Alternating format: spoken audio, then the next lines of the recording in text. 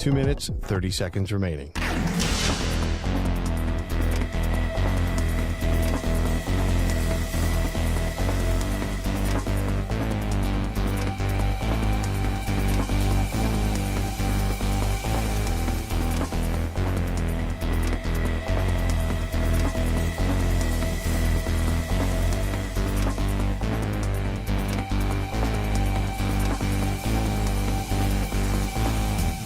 Two minutes remaining.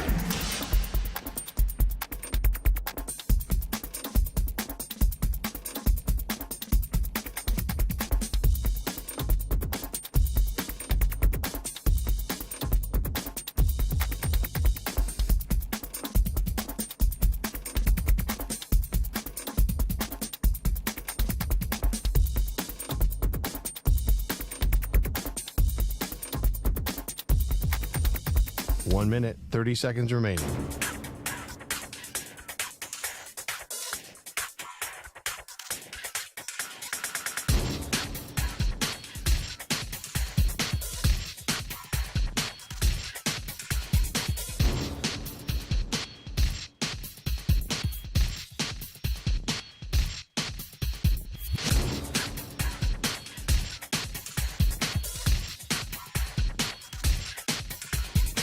One minute remaining.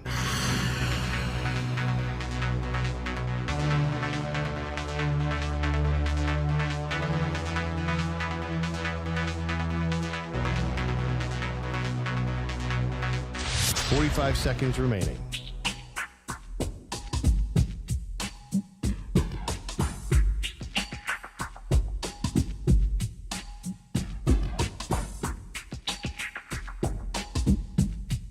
Thirty seconds remaining.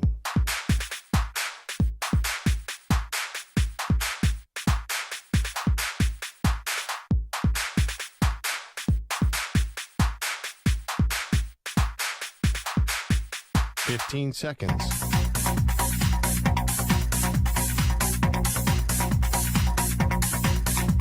Break ends in 5 seconds.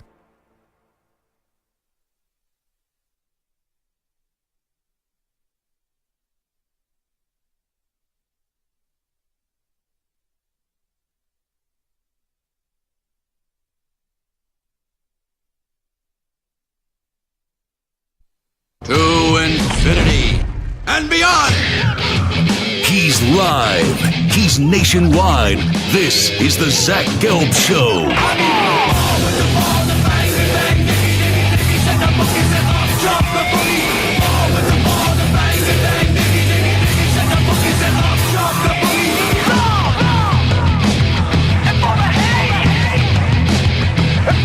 Here's your host, Zach Gelb.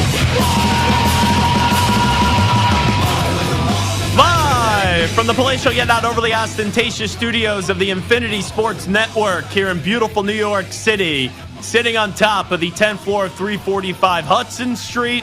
Welcome in to another week and a Tuesday edition of the Zach Gelb Show across all of our great local Infinity Sports Network affiliates, Sirius XM, Channel 158, the free Odyssey app, and of course streaming live on YouTube. 855-212-4227 is the number to jump on in, 855-212-4227. And you could always get at me on Instagram, where I'm straight flexing, or via the good old cesspool of Twitter X, whatever you want to call it, at Zach Gelb. That's ZACHGELB. We have a loaded show for you. It is a fun time. It's also a sad time, though, because even though technically summer is not over, once Labor Day weekend does come and go, you could pour one out and say RIP to summer of 2024. And I had a wonderful summer. Hope you did as well.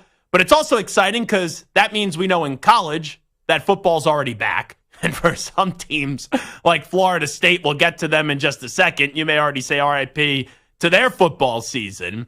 And then in 2 days from now, we kick off the 2024 NFL season with the Kansas City Chiefs, the back-to-back defending world champions, looking to be the first team to win 3 straight Super Bowls this year, kicking off their season up against the Baltimore Ravens on Thursday. We have a loaded show for you today. The head coach of the Boise State Broncos, Spencer Danielson, is going to stop by. And I would like to welcome back all of our great listeners in Boise. Throughout the last few years, ever since I've been jumping around time slots, you may have had to listen to me on Sirius XM channel 158 or stream the show via YouTube or the free Odyssey app. Well, the folks at KTIK, led by Prater and the Ball Game, they said, we need more Zach Gelb in our life. And I appreciate that. So they're now back, and they've been a longtime loyal affiliate. So it's good to have them back in the fold. And locally, if you're listening to us in Boise, I will be on Monday through Fridays from 1 to 3 p.m. Mountain Time, leading into my guys, Prater and the Ball Game. So Spencer Danielson, the head coach of the Boise State Broncos, is going to join us at the top of the hour. And then coming up in the final hour of the show at 5:20 p.m. Eastern, 2:20 p.m. Pacific, former NFL linebacker, all-pro linebacker Sean Merriman will stop by. Okay, enough with the lovey-dovey talk. Enough with saying hello and goodbye to summer. Let's start things off in college football. As each and every year, there is a surprise team in a good way and a surprise team in a bad way. Last year, I looked at Florida State heading into the football season. I said they were going to win the ACC. Now, we all know Florida State was undefeated. Unfortunately, their quarterback got hurt, and I thought it was the right move, even though it sucked, to leave out Florida State in a 4-team college football playoff. Let me be abundantly clear. Everything that's going on with Florida State, I don't think it has anything to do with what happened last year in terms of, they got robbed, now there's a hangover, and now Florida State is just feeling the impact from a year ago. I think it shows you the good and bad of teams that live in the transfer portal. Now, let's not be naive. Like, Florida State lost Jordan Travis. They lost Jared Verse. They lost Braden Fisk. Those are players that are very tough to replace. But this idea that Florida State is now still feeling the impact and the letdown mentally of what happened a year ago is a bunch of nonsense. It's a new season. Each and every year, we look at teams in like the Associated Press poll or the coaches poll that have a reputation from what they did last year and then get overranked. And that's what's transpiring right now with Florida State. And not only that, even though Mike Norvell last year was getting praised, and hey, I led the charge on that. Norvell comes on the show all the time for perfecting the transfer portal. In reality, perfecting the transfer portal doesn't exist. Because even Nick Saban, right? Who had Nick Saban cursing before McAfee on College Game Day? But his point was, you could spend all this money. What happens if your players aren't what you're paying for? Then you're bleep out of luck, as Nick Saban so eloquently said this past Saturday on College Game Day. And that's what's kind of happening now with Florida State. They lived off their reputation of last year. They hit the transfer portal hard.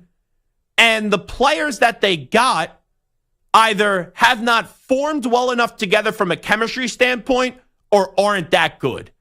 And it would be disingenuous, and I know sometimes we simplify this, where we talk about football and the national hosts, or even locally, we only talk about the quarterback and we only talk about the head coach. But when you start with Florida State, it's impossible to not bring up DJ Uiagalelei.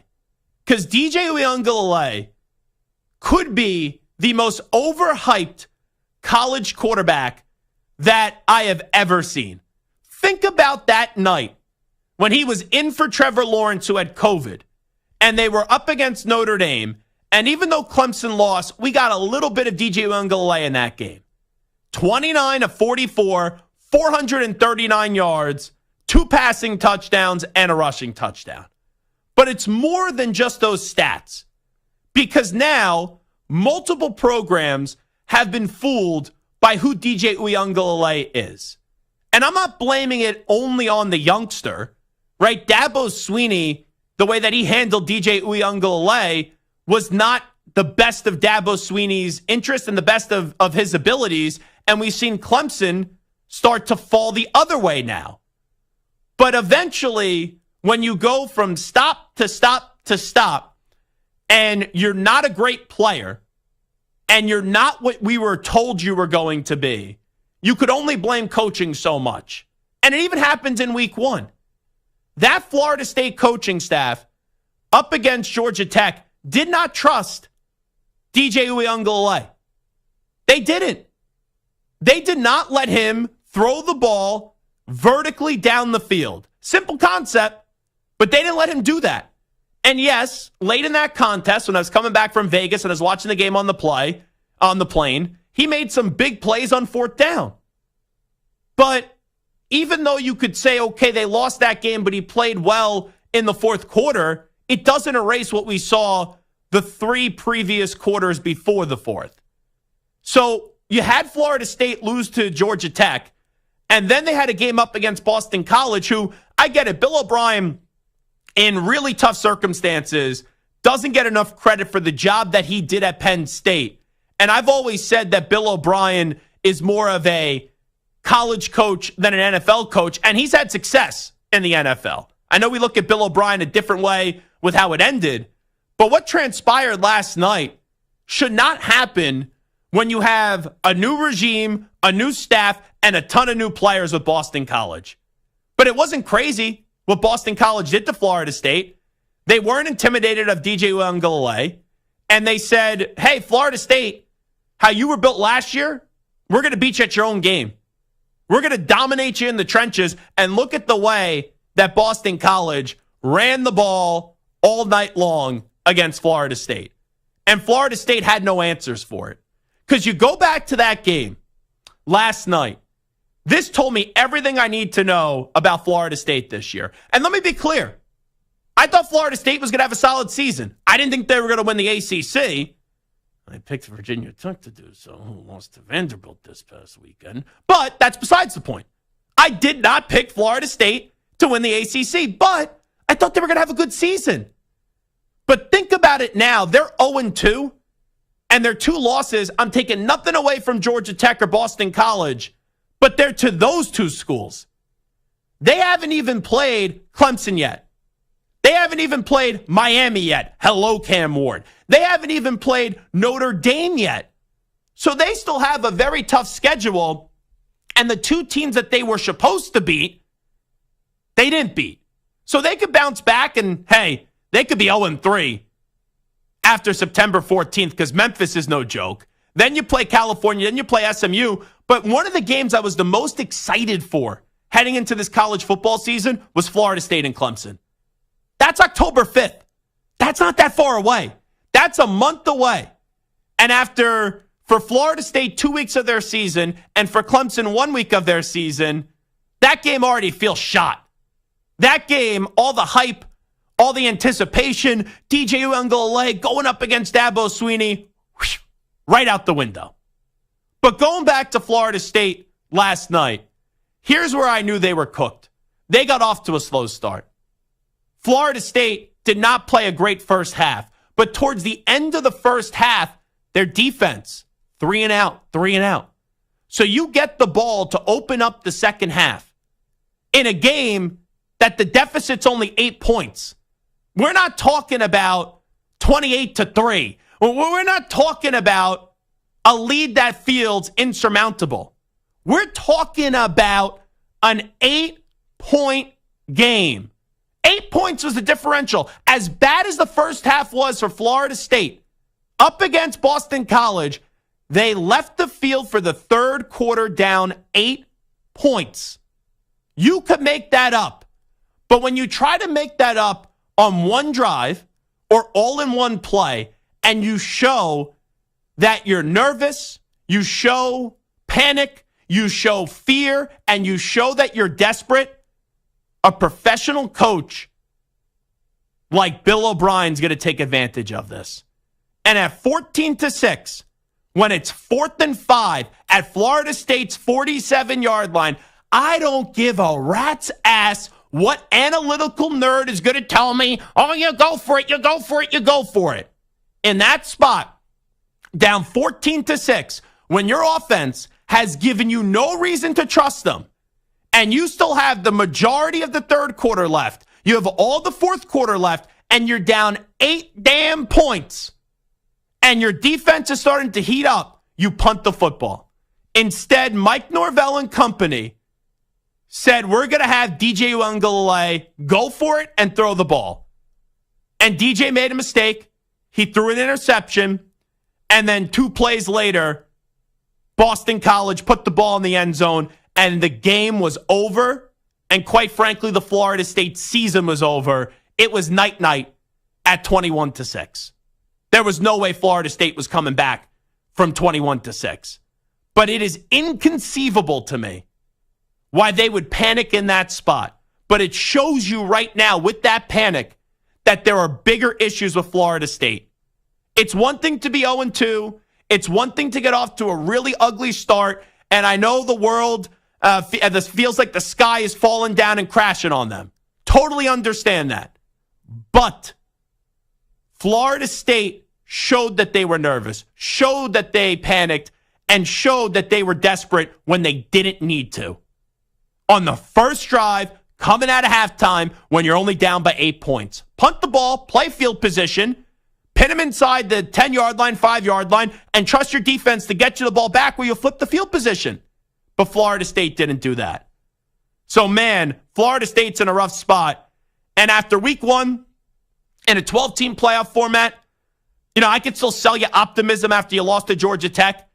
But when you follow it up with a 28-13 beatdown and you lose to Boston College, I don't care if technically you could say, oh, they could get hot, they could go win the ACC. Oh, they're still alive in a 12-team playoff format nonsense. This team's 0-2.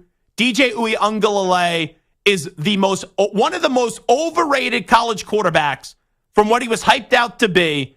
And this has just been, it's almost, I can't even use the word disappointing because this is beyond disappointing. And their schedule only gets tougher from here. I've been critical of Clemson. You still got Clemson on that schedule. You still got Miami, and you still got Notre Dame. Let's hear a little bit from Mike Norvell. Here is the head coach of the Florida State Seminoles with his team starting 0-2 on the season. Sick to how the season started. Obviously tonight, I failed in preparing the team to be able to go out and respond tonight. He did. And I love Mike Norvell, but that team, they just still look like they were trying to make up for what happened in week 1. And you can't go about it that way. You had to flush it, and you had to treat it like it was a new game, and they failed to do so. And also, let me say this. I know this is like, let's go crush Mike Norvell Day and DJ Uiagalelei Day, and we'll do our fair share of that. Don't get me wrong. I do find it weird how many people are rooting against Florida State. I know they're suing the ACC, so that could be part of the reason why. And they were very vocal last year in getting left out of the college football playoff. I don't think that should generate animosity towards Florida State in terms of the second part with how vocal they were in not getting into the college football playoff. And also, anyone today saying Mike Norvell's going to get fired, did people forget that this guy received a contract extension for, I think it was 8 years or so? At least through 2031, back in February of 2024. And his salary is like $9 or $10 million a year. So you can't have today is Mike Norvell in the hot seat talk. I think that's just the definition of jackassery. But it's wild how quickly this season has gone south. This was back on March 7, 2024 on our show. We had Mike Norvell on. And just listen to what Mike Norvell said about DJ Uiagalelei when I was talking to him and where we are here on September 3rd after Florida State has started 0-2.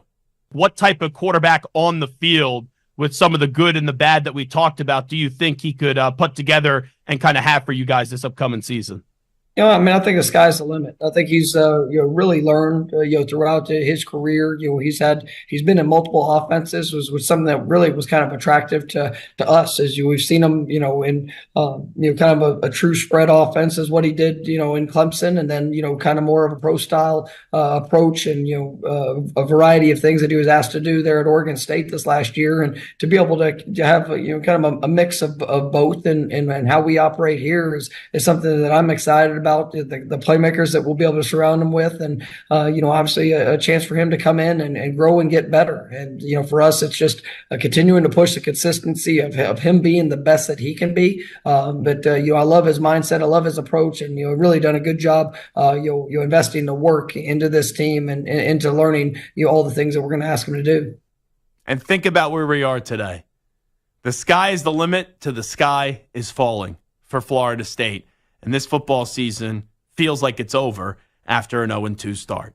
It is the Zach Gelb Show on the Infinity Sports Network. I don't take any pride, and I don't feel all that great with the last 17 minutes of radio that we just did, having to crush Florida State. I will say when we return in 5 minutes, I will be like a fat kid in a candy store talking to you about my least favorite coach in college football, Dabo Swinney. Because Clemson, we saw a big difference and a big statement from Clemson in not a good way with their performance up against Georgia. We'll talk about that next. It is the Zach Gelb Show on the Infinity Sports Network. The head coach of the Boise State Broncos, Spencer Danielson, will stop by at the top of the hour. Sean Merriman's going to join us today at 5:20 p.m. Eastern, 2:20 p.m. Pacific. You're in a 5-minute break.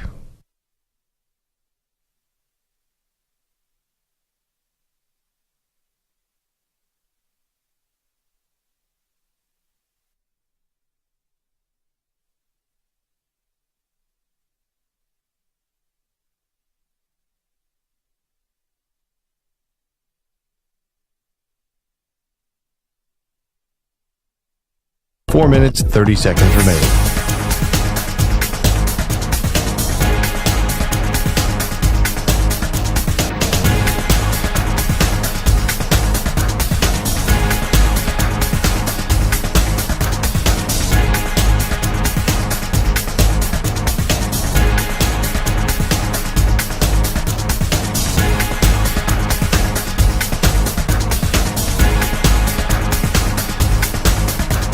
Four minutes remaining.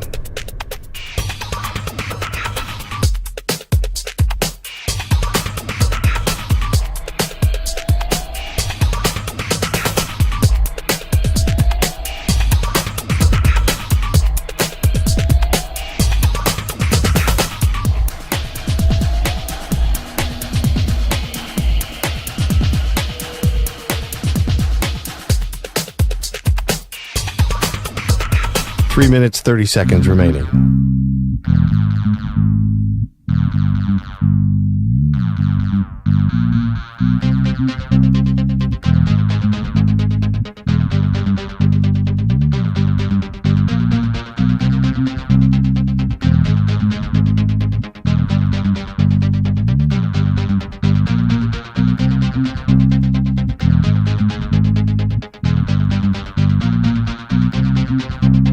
Three minutes remaining.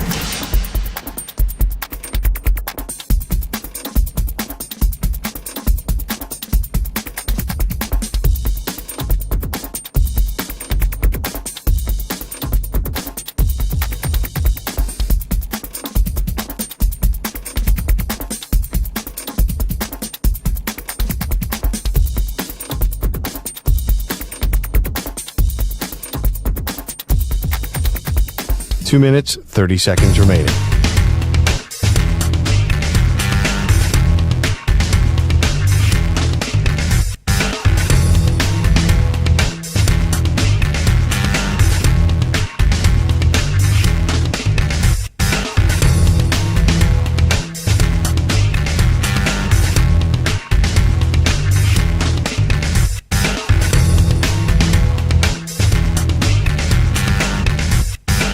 Two minutes remaining.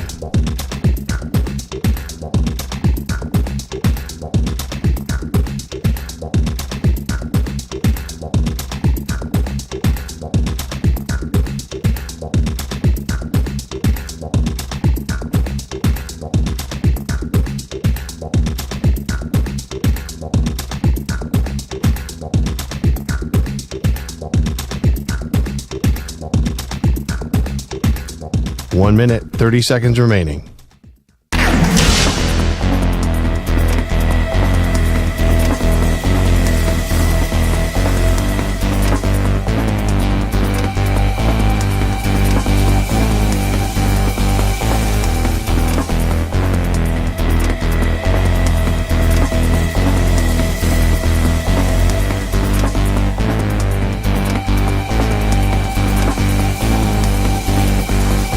1 minute remaining.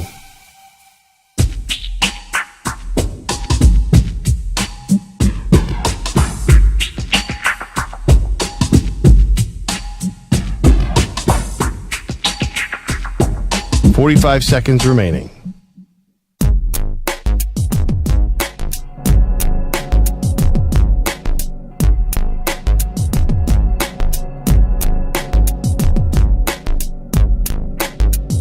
"30 seconds remaining.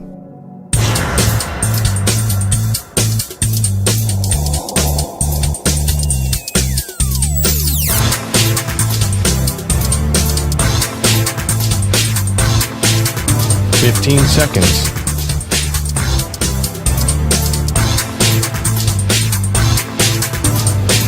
Break ends in 5 seconds.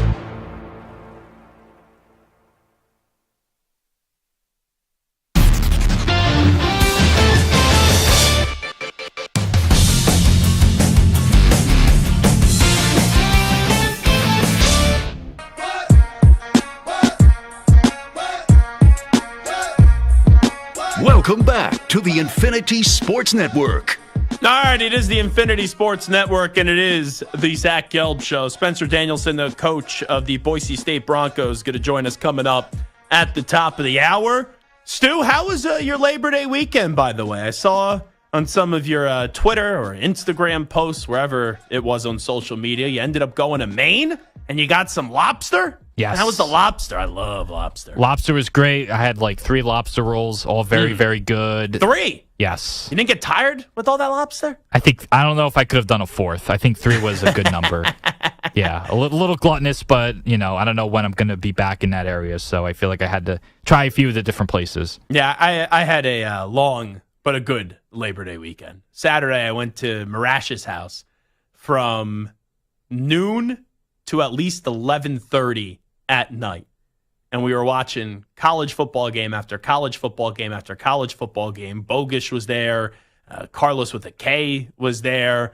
Our old buddy Mike Carver was there. Carver High. From Pharrell on the bench, shake it up. So it was good to see everyone and hang out with everyone.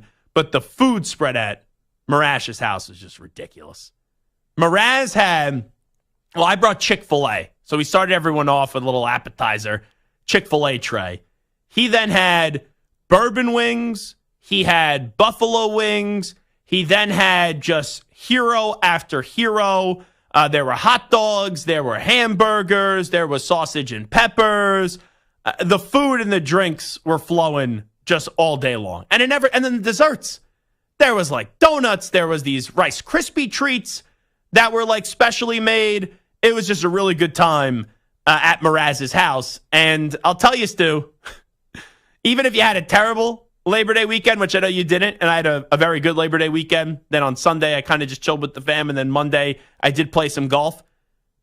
It could not be worse than the Florida State fans' Labor Day weekend, who elected to tweet out before the Florida State-BC game the other night, if Florida State loses to BC this weekend, I will eat dog bleep out of a red Solo cup with a spoon and post a video of me doing it. His account now no longer exists because he deleted it, and now everyone's trying to figure out who this guy or who this gal is that was tweeting out that if Florida State loses to BC, they will eat dog poop. Kind of reminds you of the scene from American Wedding when Stifler has to eat the dog poop trying to get the ring back from the dog that he fed the dog the engagement or the wedding ring to, and then had to eat the poop because someone else thought it was like a chocolate truffle or something like that. So glad you didn't have to eat any dog poop.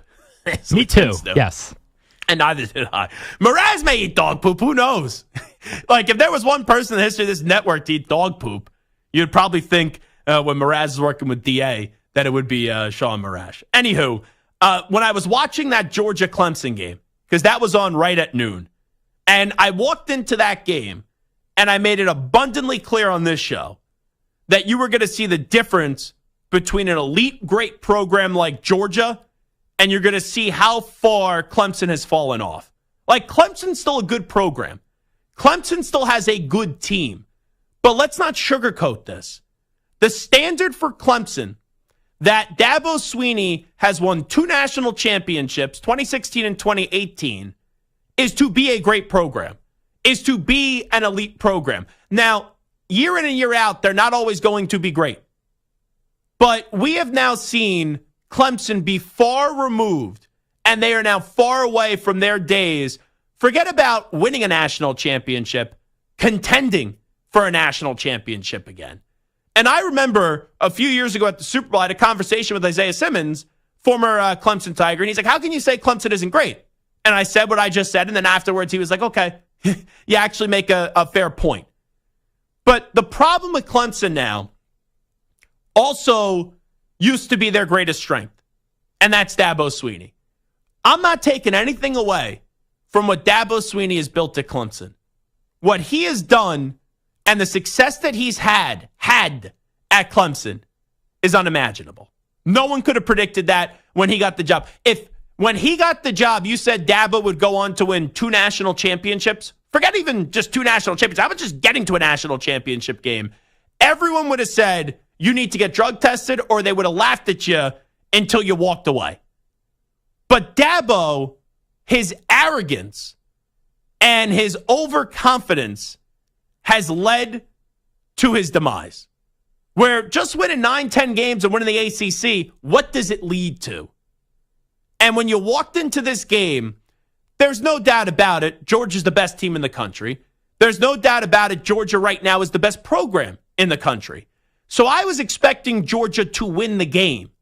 My question was, would it be a blowout?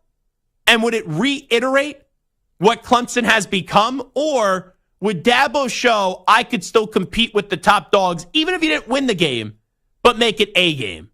And when I was watching that first quarter, and I saw it was a scoreless first quarter, I've never seen a game where it's a scoreless first quarter, or heck, even a first half, where it was 6-0. Because at the end of the first half, that was 6-0 in favor of Georgia. And it was so obvious to anyone that actually watches college football that Georgia was 10 times better than Clemson. And now Dabo's stubbornness and his arrogance, and I said this for the last 3 years, this is nothing new, is costing Clemson. And Clemson will never move on from Dabo in terms of they're not going to fire Dabo. And I'm not sitting here today saying Dabo needs to be fired.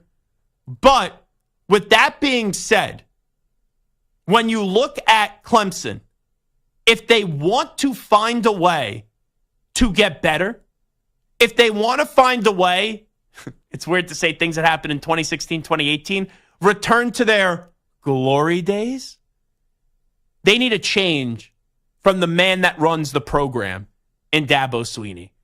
Dabo makes fun of name, image, and likeness. Remember, he said, our program was based off the name, image, and likeness of God. I know Dabo's a man of faith. That was said in a mocking and condescending way. Also, Dabo Swinney, we have been saying for the last 2 years, utilize the transfer portal. Utilize it. And he refuses to do so. Oh, well, we recruit a specific player. We have the best players. We have great players. We have Clemson players. What are Clemson players now? Because Clemson players that I know, when Dabo Swinney was running this program to a spot where they put not only legitimate fear into the eyes of Alabama, but they won 2 national championships, is not the same Clemson player anymore. The offensive line has been brutal for years. The quarterback play has been disappointing. When it happened with DJ Ungole, who has his own problems, don't get me wrong. Okay, it's one quarterback. But what has Cade Klubnik been? Another disappointment. This is a Clemson team that has fallen. And they have fallen to a point where they could still be good, but they are far away from being great. They are far away from being elite. And you saw that in full display where, let's be real about it, Georgia didn't even play their best game. This was like a bye week for Georgia up against freaking Clemson, for crying out loud. Georgia played what, at best, a B- football game? It was 6-0 at halftime. And at halftime, with it only being 6-0 in favor of Georgia, Clemson looked like a winless Lions team, and Georgia looked like they were the 85 Bears, for crying out loud. That's how obvious the difference was between these two teams. But until Dabo Swinney says, I'm going to utilize the transfer portal, I'm going to adapt to the new era of college football, Clemson ain't winning another damn thing that's really ever important again. And save me, they could win the ACC championship. Who cares? That's not how you judge success at Clemson now. It's about competing for national championships. And that's the high standard that Dabo has built there. It's also the standard that he's failing to meet. And until he says, I need to change, like when Mike Krzyzewski said, I need to go get one and dones, you're never going to see Clemson be a great program again under the tutelage of one Dabo Swinney. It is the Zach Gelb Show on the Infinity Sports Network. You know what? A big reason why I can't stand Dabo Swinney is I'm a very simple person. I like accountability. When you mess up, you raise your hand and you say, I got it wrong, and then you show me actions that tell me why you will fix it. And with Dabo Swinney, he will say, hey, I got to be better. But he never creates any action that will determine change and that will create change. So I haven't heard this yet. And it was sent to me over the weekend, but I wanted to wait till on the air to listen to it. Here is Dabo Swinney on the blowout loss to Georgia. Yeah, just really disappointed. And biggest thing is, when you don't finish, again, I've talked a lot about it, and I thought we did some good things in the first half. There'll be some things on tape, but you got to play 4 quarters, and we didn't do that. So biggest thing is, that's when you get beat like that, that's on the head coach. That's on me. So it's just complete ownership of just a absolute crap second half. Crap second half? What about the first half? In the first half, your offense, punt, punt, punt, punt, punt, and a half. Like, what are we talking about? So he tries to sell you something that's nowhere close to the truth. That was, that's what that was. That was just filling time, making it look like, oh, hey, I'm in the wrong. And Dabo, he can't be surprised by this. He can't be surprised by this whatsoever because he needs to know down deep, and he knows down deep that his team's nowhere close to Georgia. And his stubbornness is alarming, and he doesn't want to be held accountable. This is a guy that has went to the low level of not allowing callers into his coach's show now. Because callers will keep you honest. They'll tell you when you suck, and they'll tell you when you're good. It's sad. It's really sad what Dabo has become. But anyone that's telling you they're surprised has been paying attention to the last 3 years of college football. Because I had these takes 3 years ago. I talked about his arrogance. I talked about his stubbornness. And I got dragged. I got dragged over every Clemson messenger board. Now those message boards are basically sounded like I was 3 years ago. So down goes Clemson when Georgia played what? A B game at best? That's alarming. Not that they lost, but it's how much it was a blowout. And Georgia wasn't even close to being the Georgia that we know of it. And Clemson is far, far removed from the Clemson that we used to love and that we used to watch and we used to expect great things out of. It is the Zach Gelb Show on the Infinity Sports Network. We'll take a break. A huge win for USC. And what's going on with the LSU family? Update time. Here he is, the Ackman, Rich Ackerman.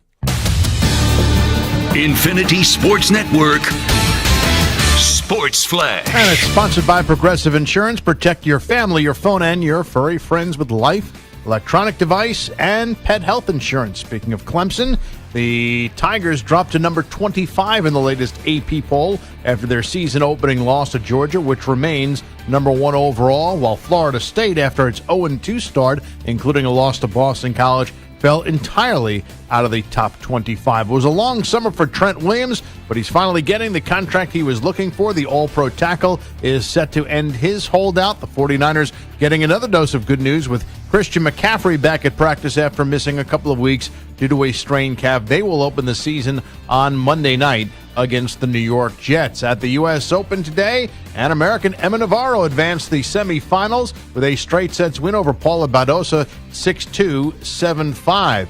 The Edmonton Oilers have signed Leon Draisaitl to an 8-year extension. The $14 million average annual salary is the largest of the salary cap era. The Oilers coming off a trip to the Stanley Cup Finals a year ago. I'm Rich Ackerman. This is the Infinity Sports Network. Follow us on X. Our handle is INF Sports Network. That's INF Sports Network on X.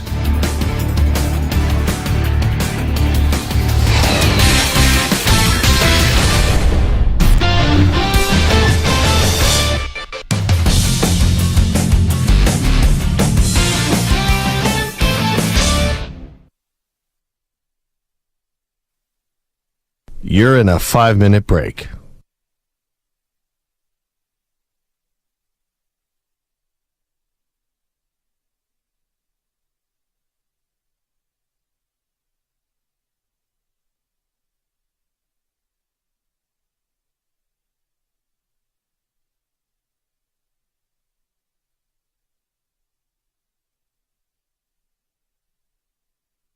Four minutes, 30 seconds remaining.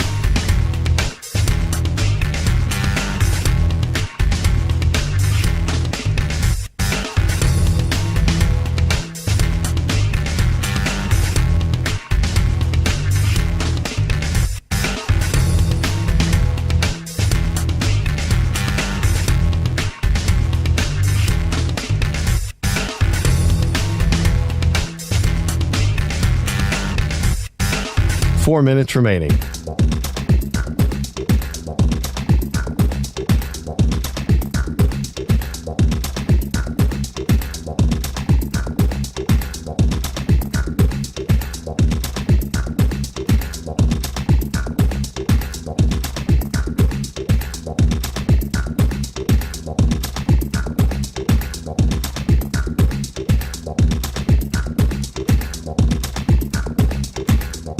Three minutes, 30 seconds remaining.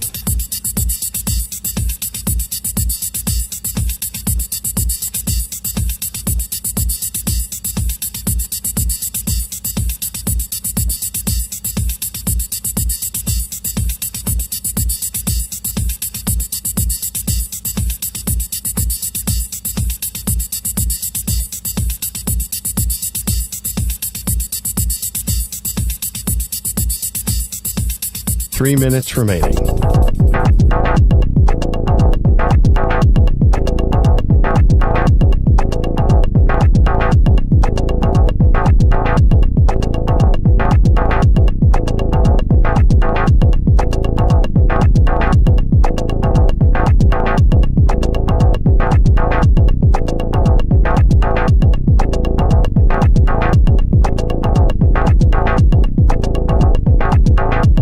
Two minutes, 30 seconds remaining.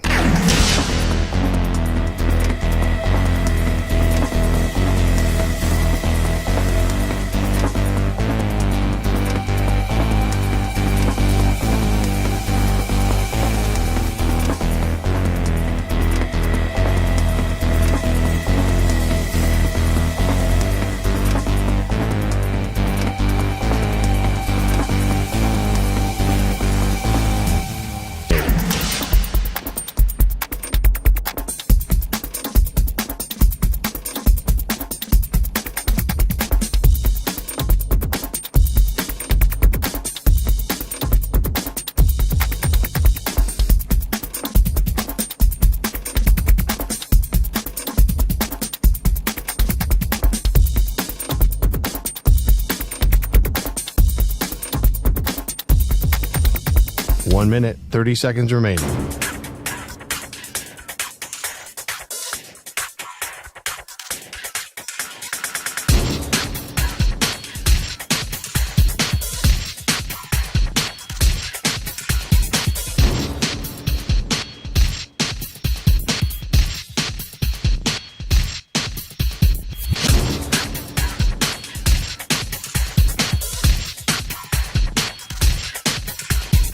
One minute remaining.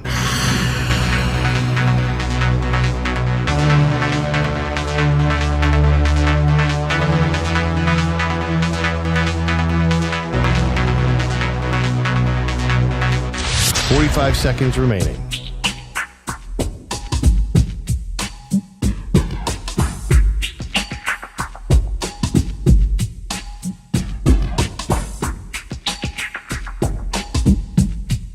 30 seconds remaining.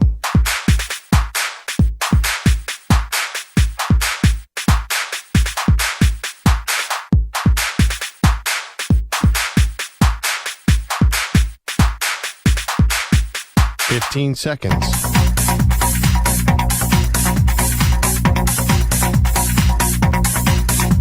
Break ends in 5 seconds.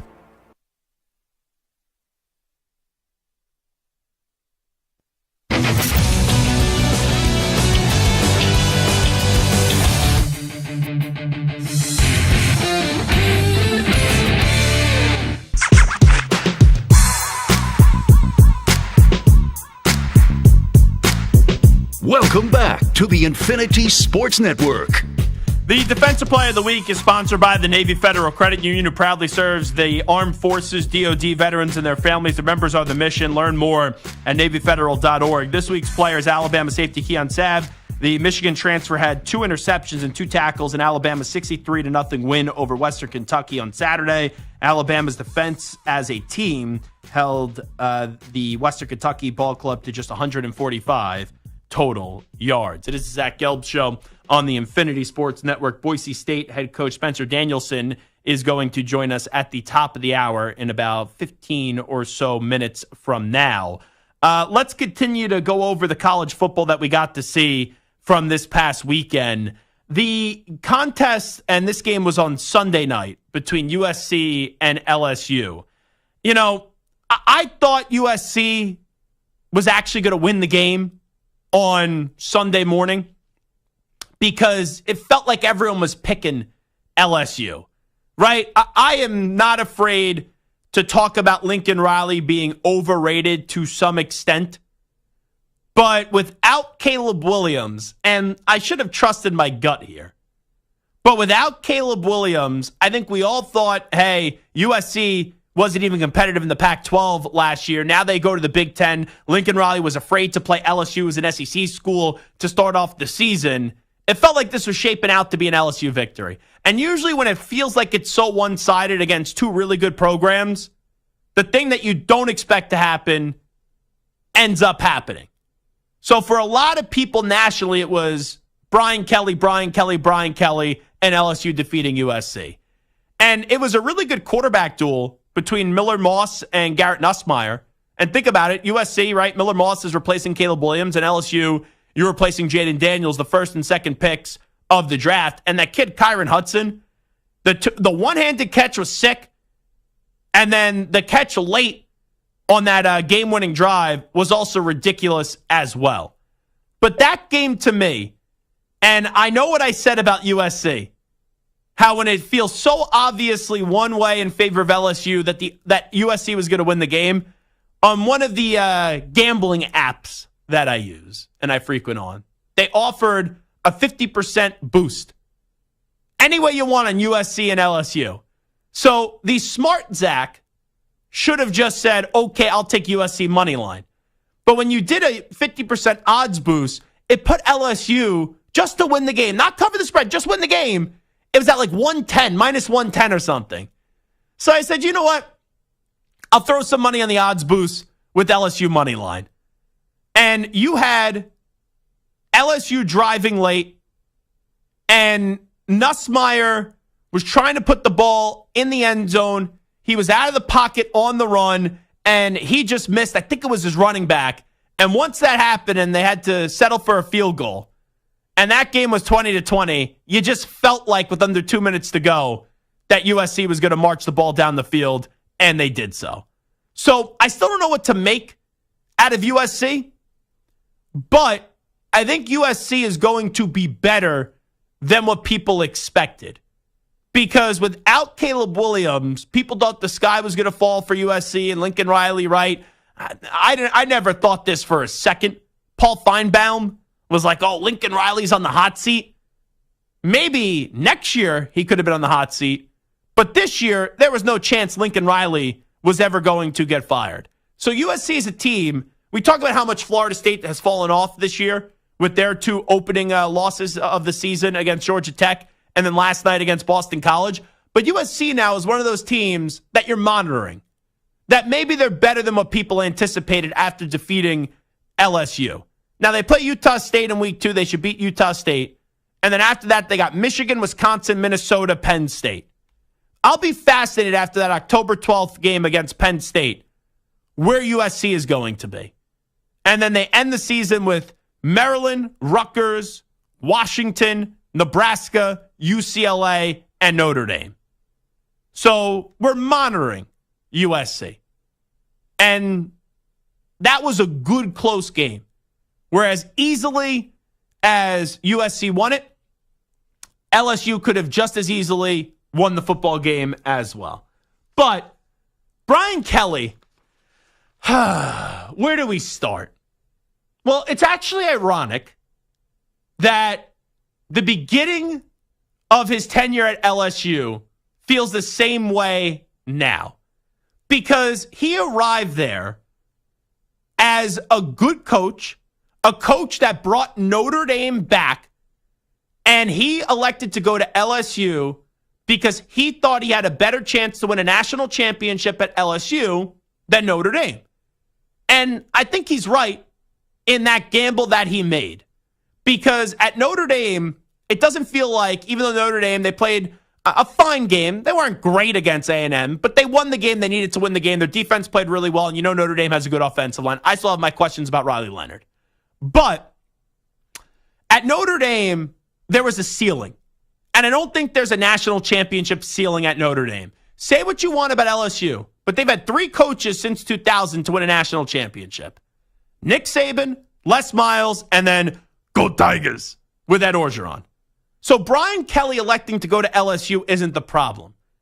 It's Brian Kelly pretending to be like he's from the South to win over recruits. He started off his tenure, I want you to welcome me to the LSU family.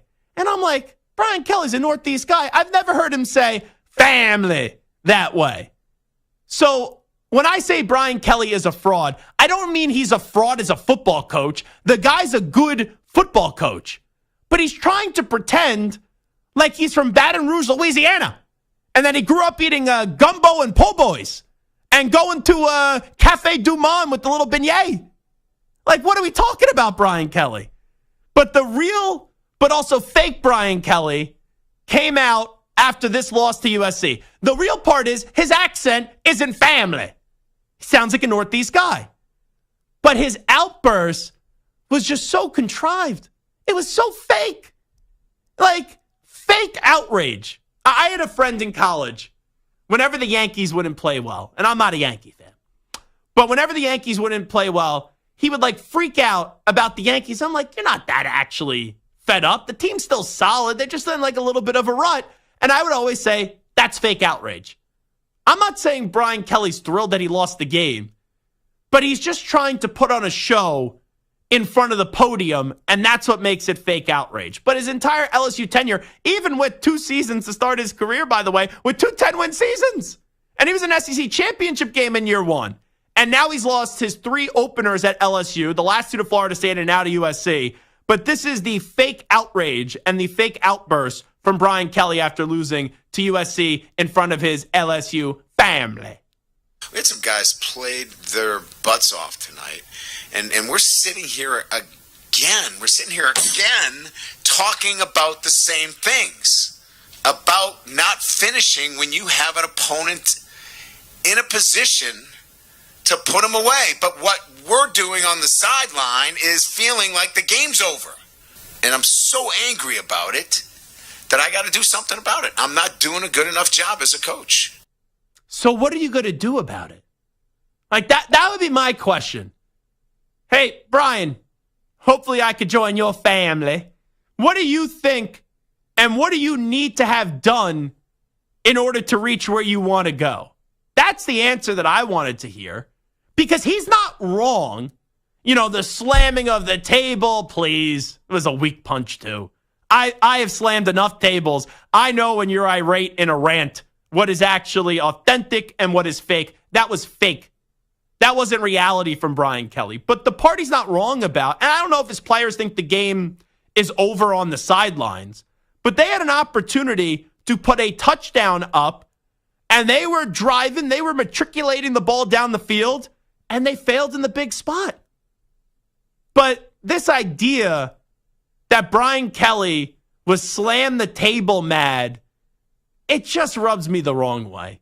Because you know when coaches literally lose their mind at the podium and you go, okay, I could see that being genuine. There have been other instances, like James Franklin, after his team lost to Ohio State all those years ago, talking about his outrage over players not sitting in the first row of class. You know, Dan Mullen had a lot of excuses, and I like Dan when he comes on the show now, but he had a lot of excuses and silly excuses when he was the head coach at Florida.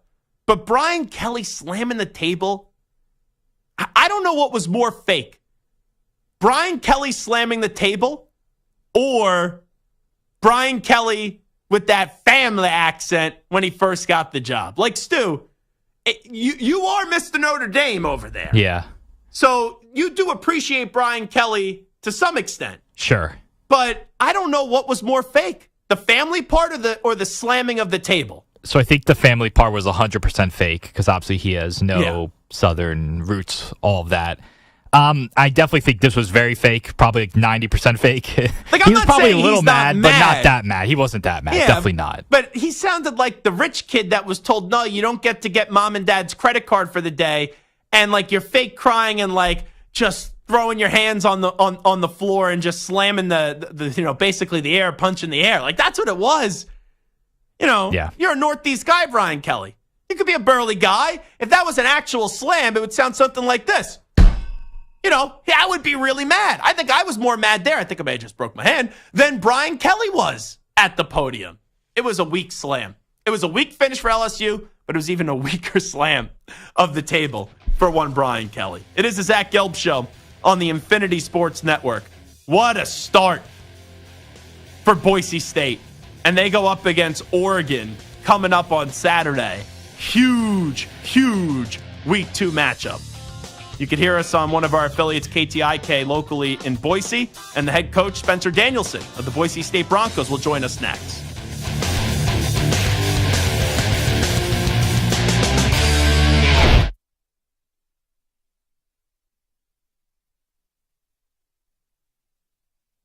You're in a 5-minute break.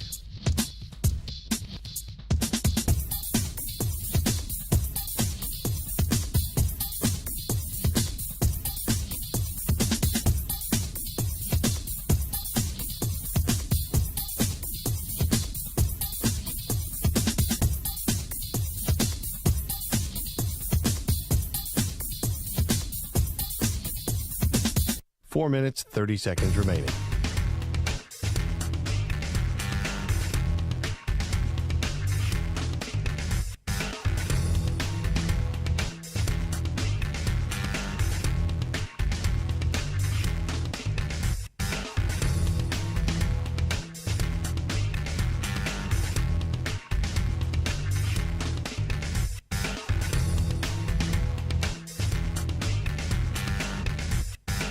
Four minutes remaining.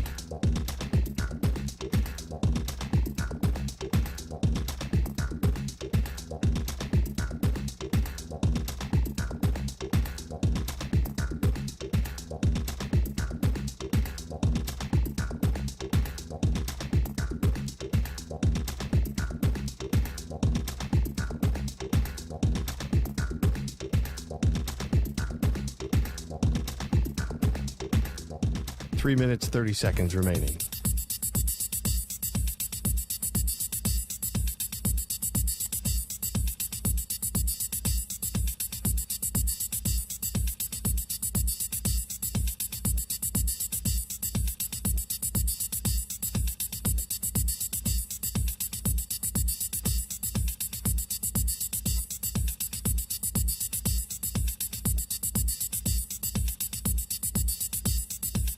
Three minutes remaining.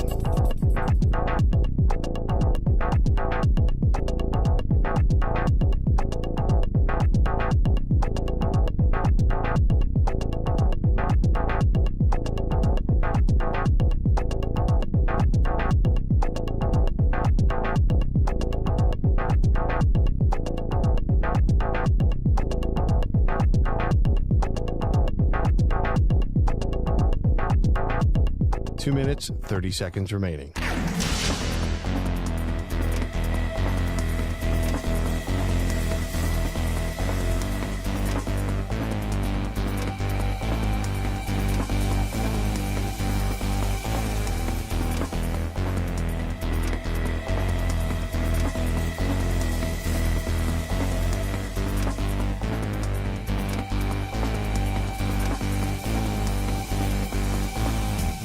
Two minutes remaining.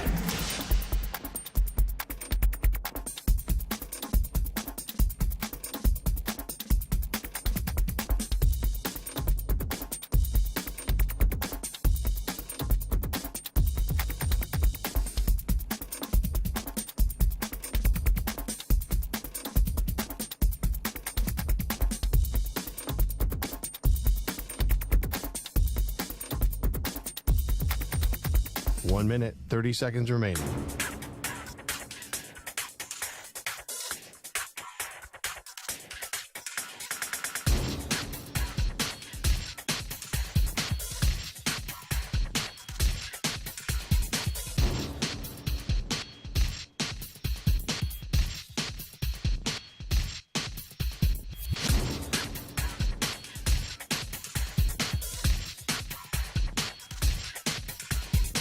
One minute remaining.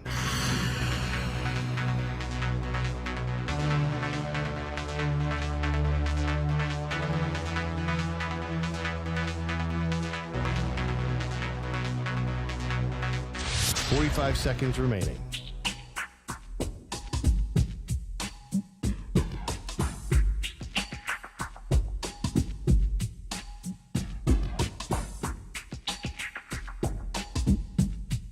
Thirty seconds remaining.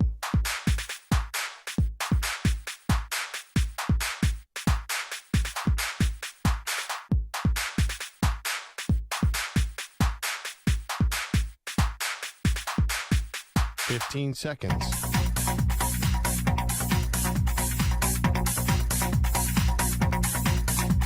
Break ends in 5 seconds.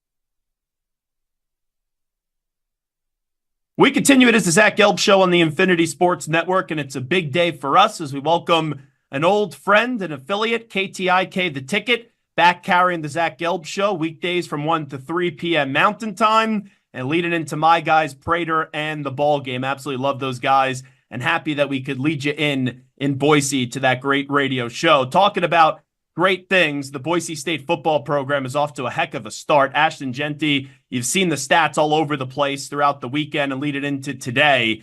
267 rushing yards, 6 touchdowns. Boise State is 1-0, and now they have a big Week 2 matchup against Oregon. So let's welcome in the head football coach at Boise State, and that, of course, is Spencer Danielson, kind enough to join us right now. Coach, congrats on a Week 1 victory. Thanks so much for joining us. I know you guys are going through some wildfires right now, so hope everything's okay back at home. Zach, appreciate it. No, proud of our guys. I mean, our team, they don't run from work. And obviously Saturday afternoon down in Statesboro wasn't perfect, but when you can find a way to respond and come out with, a hostile environment with a win, that's a testament to our players, and our coaches did a great job to get out of there. Obviously, Ashton Jeanty, a guy that is a 10 out of 10 human being. He put on full display that he's the best football player in the country. But I'm proud of how our guys fought and battled and found a way to go 1-0. And now we got to work our tails off to have the opportunity to do it again. But it's been good. We had a good day of practice today. To your point, Zach, we got some wildfires, so we started outside and then worked into the indoor to get out of the smoke a little bit. But excited where we're heading. When you say best football player in the country, it's easy to see the stats, right? He had that 77-yard rushing touchdown, 267 rushing yards, and 6 touchdowns. But there will be people that will go, how can a player from Boise State be the best player in the country and maybe go on to win the Heisman? What would your response be to that? Well, first off, using Ashton as an example, I mean, he had every opportunity to leave to go somewhere else. And I'm not going to name schools, but from an illegal recruitment standpoint, he could have gone anywhere, and it would have been on full display wherever he went. But he's a guy that's committed to us. He's loyal. He wants to be a part of a team, and he's a unanimous captain as a 20-year-old. Never's happened in my time here where an underclassman's unanimous captain. That's a testament to who he is as a person, how he leads in his actions, and how he works. Because if anybody has a question about what to do, I just say watch Ashton Jeanty every day, and you'll find yourself close to where you need to be. And that's who he is. There's no shocker that Sire Gaines has come on the scene so strong as a true freshman running back, because since he coming in January, he's wired similar to Ashton, and all he's had to do is watch Ashton and follow him and go through it. But Ashton Jeanty deserves all the credit because he puts the work in. It's not a guy that has a flash player there and, hey, we got to get him to practice. This young man is even better off the field as he is on it. And like I said, he's the best football player in the country, but who he is as a person, how he leads, how he impacts our culture every day. I mean, I'll scream it from the rooftops. He's a 10 out of 10 in every aspect. And some people that cover this sport from afar will just be hearing his name for the first time. Last year, we know what he was able to do. Over 1,200 rushing yards, had nearly 600 receiving yards. You talk about, right, this era of college football where when you're at a smaller school, we know Boise State has done a heck of a job throughout the years. People just anticipate a player like that off a successful season is going to be elsewhere. How did you guys get him to stay, and what made him so special where he said, okay, I still want to be a part of what you guys are continuing to show on the field? Yeah, well, I mean, Ashton has been raised the right way, and he's been wired the right way since he came here as a 17-year-old. I mean, he comes from a great family.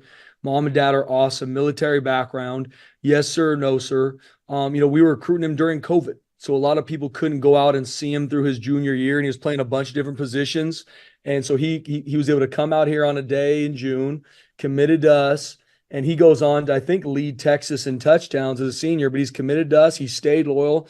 A bunch of other schools came in to recruit him to flip to come to their school. He stayed loyal to Boise State. No different fast forward to December. He's the offensive player of the year in our conference, undoubted the best weapon on the West Coast. And we have a conversation, with him, his dad, and he wanted to be here. It was not, all right, let's go to the bargaining table and see what can you do for me. This young man is built different. He wants to help the team, and it's a new era to where, I mean, these kids are dealing with coaches calling them, telling them to leave to make all this money, and Ash is different. He wanted to be a part of a team. He wanted to be a part of a brotherhood, and he wanted to be developed to play in the NFL, and he stayed true to his desires and how God made him. And he stayed. And that was the one time we had that conversation. And the first time we have a workout in January when it's snowing on the blue, Ashton Jeanty is the first one in the building. I mean, that's just who he is. And he's done nothing but outwork people every single day this offseason. So what he did Saturday afternoon, I'm not shocked about. Now, trust me, running down the sideline after 2 of the 77-yard runs fired me up every time, almost pulled a hand running down the sideline. But I mean, he deserves the credit because he puts the work in. I think in this day and age, sometimes people want the attention. They want some of the tweets, but like, are you really willing to do what it takes every day? Ashton Jeanty's willing to do what it takes. I think you may. I don't know if you have, Coach Spencer Danielson, but do you have a hold me back, Coach? Because if Ashton continues to do this, man, those hamstrings are going to be getting some work this year for you. No question. I woke up Sunday and I was joking with my wife. I was like, why is my right shoulder so sore? It's because all the chest pumps and the fist pumps that I go so violent. So I got to find a way to stretch out a little bit more. Obviously, all the attention Coach Spencer Danielson's going to go to Ashton Jeanty. You brought up as well Sire Gaines, your freshman running back, who on 12 carries had over 100 yards as well. I know he has a great role model in Ashton, like you described, but what really stood out to you with his performance this past weekend? Yeah, I mean, similar to Ash, could have gone a bunch of different places, recruiting him out of high school, had a bunch of opportunities, came here because he wanted to be developed, wanted to be a part of something different. Because we do things differently than maybe what the country does. We're all about development here. It's developing from mentally, physically, spiritually. Like, that's what we focus on. And he wanted to be a part of that. And since he's come here in January, once again, Ashton being his role model, he has just continually put his head down and work. I mean, this young man's on a mission. I relate it as a coach. As a coach, it is my job to take these players places they can't go without me. If they could go places with, if I'm here or not, like, I'm wasting their time. But you have those select few guys like Ashton, Ahmed Hossein, Sire Gaines, like they're on such a mission. It's my job to make sure that all I do is help steer them in the right direction because they're so motivated to be elite in all facets. And that's Sire Gaines. I mean, what he did on Saturday, he did the same thing in spring ball as an early enrollee true freshman that was 17 years old. And then he did the same thing in fall camp. Nobody knows his name. Now the country does, and he's all deserving of it because, once again, he's only put the work in every single day. What mission is your quarterback Maddox Madsen on? Just curious. He is one of the best competitors I've ever been around, and a guy that is never gets too high, never gets too low. And as a defensive coach going against a quarterback that you can't rattle, that you can't get in his head, that's a terrifying deal for a defense because even if you hit him, even if he throws an interception, he's still going to be on the attack. That's Maddox Madsen. He's got a master of the offense. He understands where to get the ball to. He's calm. He's collected. He's on the attack. He's a guy that if you play him in chess, checkers, or ping pong, he's going to find a way to strangle you to win. And that's the type of guy that's leading our offense. And he's a guy that I go to war with any day of the week. And obviously on Saturday, he wasn't perfect, but you show the type of quarterback and leader he is. And he's a redshirt sophomore. He's only going to continue to get better. And he played really well on Saturday. And that's a testament to his prep and who he is as a competitor. And he goes through some adversity. There's no doubt about it, because from afar, when you guys got Malachi Nelson, I thought, okay, that's going to be your starting quarterback. So what differently did Maddox show you throughout that whole competition to make him the right guy to start for you guys week one last week? Yeah, Zach. I mean, we have two good quarterbacks, and I made sure I'm open about this. Like Maddox and Malachi are two really good quarterbacks. When we got Malachi and we went through the recruitment process of Malachi, I had a conversation with Maddox and I had a conversation with his dad. And all they wanted is, coach, is this going to be a competition? I said, absolutely. As long as I'm the head coach here, every single position on OD and special teams will always be earned. Nothing will be given off of rankings. Nothing will be given about what you've done at other places. It's all about what you earn at Boise State. And he said, coach, that's all I wanted to hear. And he wasn't able to practice a lot through spring ball because he was still dealing with a knee injury from season, but he continually works. I mean, Maddox is a worker, and he did the same thing in the offseason as he did in fall camp and continued just to make sure when he's in, our offense was executing at a very high level. And he was the best decision for us to go win game one and win our games was playing Maddox Madsen. And then my conversation with Malachi is your job is to continue to prep in such a way because you're one play away from being the starting quarterback at Boise State. So you got to get your mind right and be able to prep. But there was a lot of different media thoughts and emotions about me making the call to start Maddox. It was 100% the right decision. He deserves it. He earned it. And I think that was on full display Saturday, and he's only going to get better. Spencer Danielson, the coach of Boise State, here with us. They're 1-0. Ashton Genty, the story from that one with 267 rushing yards and 6 touchdowns. Boise State goes up against Oregon this Saturday night. Before we get to the Ducks, it's weird talking to a college coach and saying, what's the offseason like for you? Because there's really no offseason now in this era of the transfer portal, name, image, and likeness. But you've been with Boise for a long time. You took over as the interim head coach last year. You end up winning the conference, and then you got the full-time gig. So it's different when you go from the assistant to even the interim to the head coach. Now you really control everything in this program with your fingertips all over it. So what was the offseason like for you this past year? Yeah, it was a whirlwind in a lot of ways. I mean, I got a great wife who supports me in all facets. And I'd reminisce without saying I got to give God all the glory. I believe that the only reason I'm the head coach at Boise State is because God put me in that seat to develop people.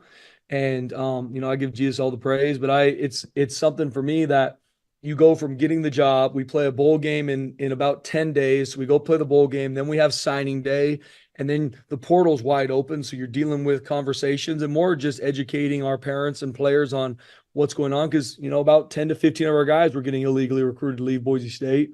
So you work through that. You go into finishing recruiting in January, spring ball. And I've got great mentors in my life that I continually pick their brain of. And I believe in being a lifelong learner. That's how I was raised.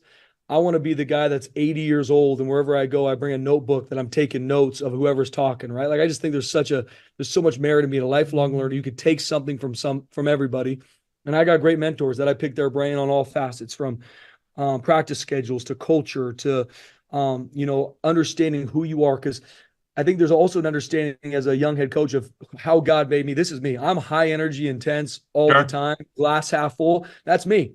Some coaches aren't that way. And if I wanted to be like that, I wouldn't be authentic and our players would see right through it. So staying true to who I am, how God made me, but then having a lot of mentors that I can pick their brain. Because going into this fall camp, this was my first fall camp as a head coach, and looking at it to think, am I missing something? Is this too many reps, too little reps? All the little intricacies of the program at Boise State, especially in an area where Bronco Nation is strong, and we're the NFL team in Idaho, and I got make no bones about saying it. Like it's a huge part of this city, this state, and we sit in a facility that is built on the backs of 2 decades worth of winning seasons. And I take that very seriously. Being the head coach here, the standard is through the roof. The expectations are always through the roof, and you love that. And if you don't like it, I tell our coaches, don't come to Boise State, because that's what it's going to be here every year. And so I'm a product of having a lot of good people around me, picking their brain on how to do things the right way. And I'm also a father of 2 little girls, a 3-year-old and a 2-year-old, and we've got one on the way. So wow. My wife is a rock star, so I go from football, high energy, intense, to go home to singing Moana and playing dress up with our 3-year-old and 2-year-old. So it's a good mix. That's unbelievable. Spencer Danielson here with us for a few more moments. I went to Temple, so I was very close with Matt Rule. The last few years, I've become very close with Dan Lanning as well. You kind of remind me of a mixture of both those coaches, knowing them when they're young and just their energy. Really just contagious and infectious, what you bring day in and day out. I know you go up against Dan Lanning this week, so how about a little bit about his program and what you've observed so far? Yeah, I think the world of Dan Lanning and his entire staff that he's assembled. You talk about a guy that not only is one of the best football minds of our generation, but he's also an elite recruiter. You could tell that from what they lost to the NFL to how they reloaded in the transfer portal and fit all their needs, and honestly, on paper, got even better. That's a testament to him, his staff, the recruiting they did. And they're also on the cutting edge from a schematic standpoint. They're not one of those teams that have a lot of skill positions or a lot of talent and don't know how to use it. This is a very sound, well-coached football team, and I think it's very uncommon. And it's a testament to Dan Lanning and his staff, where you can take a lot of transfers and maybe a lot of people that have played a lot of different ball other places and bring them in and put them on a mission together. It's very impressive to me. And I think the world of what they do. Yeah, and Dylan Gabriel is one of those players. I know he's transferred a few spots, but you talked about earlier how you guys didn't play your best football week 1, and that's week 1 football, especially in college. It gets sloppy, but as long as you win, that's the only thing that matters. I can't wait to see how this game plays out on Saturday night, because they didn't play their best game in week 1. You guys didn't play your best game in week 1, and there's definitely going to be some improvements from week 1 to week 2. No, there's no question.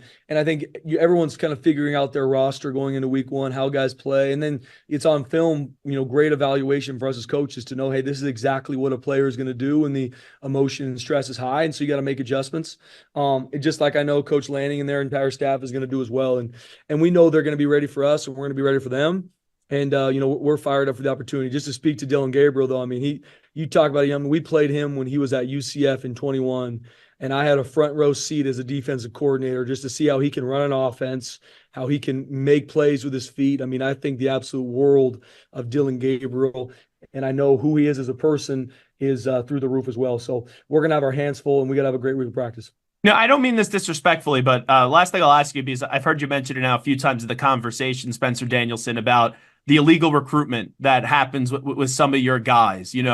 It's disrespectful to Boise to say they're a little guy program, because we've seen you guys throughout the years just pull off big win after big win and have so much success. But what the role is in the landscape of the sport is. Is there anything you could do to kind of change some of the illegal recruiting that does go on? Or is this just going to be something that continues to happen throughout the years, unfortunately? Yeah, Zach, good question. It's something that is happening consistently. And for me, I believe in control what you can control. The NCAA is not calling me to figure out how to navigate change, and that's okay. But for me, it's all about recruiting the right players that want to be a part of something bigger than themselves. So you got to find the right guys to be a part of our football program. I tell all recruits, high school or transfers, I protect our locker room at all costs, because you bring in a couple guys that aren't about the team and are all about me, that will break your culture. And then at the moment's notice, they will leave for a better opportunity on paper. And that's just not what our team's about. And that's a testament to Ashton, Ahmed, Kate, some of these guys that are very talented and will have opportunities to go other places because they want to be developed. They want to be a part of something bigger than themselves. That's football. So you got to find the right guys. And then you have to have an environment where they love to be and they know they are growing and being developed better than anywhere in the country. And that's my message to our players is, yes, you could go places to make more money or blah, blah, blah, but there's no place in the country you're going to be loved, cared for, and developed like Boise State. And I believe that. And we got a long way to go. We got a long way to keep growing, me included. But I believe in that model because that's Boise State. And I also know when our guys graduate from here, they're going to be ready to be better husbands, better fathers, better people in this world in a day and age that desperately needs men to stand up for what they believe in and be world changers. Coach, I could talk ball with you all day and let you get back to work. Really appreciate you doing this, and good luck this upcoming weekend on Saturday against Oregon. Thanks so much. Thanks, Zach. God bless you guys. Appreciate it. There he is, the head coach at Boise State, Spencer Danielson. We'll take a timeout. We're going to turn our attention to the ACC next. It is the Zach Gelb Show on the Infinity Sports Network. But first, sports fans, listen up. 1 in 8 men will be diagnosed with prostate cancer, and bladder leaks can be a side effect. That's why Depend is teaming up with the Prostate Cancer Foundation to encourage screening, because health is a long game, and it's yours to win. Now, here's the cool part. Through November, Depend is contributing up to $300,000 to prostate cancer research by donating 40 cents for every purchase of shields, guards, and Real Fit products. Void in Mississippi. Learn more at depend.com.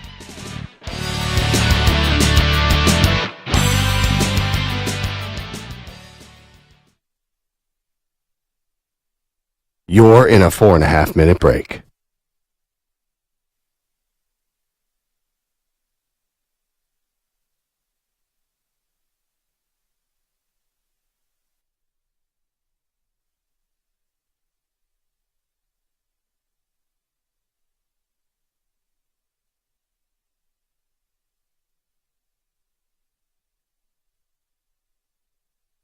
Four minutes remaining.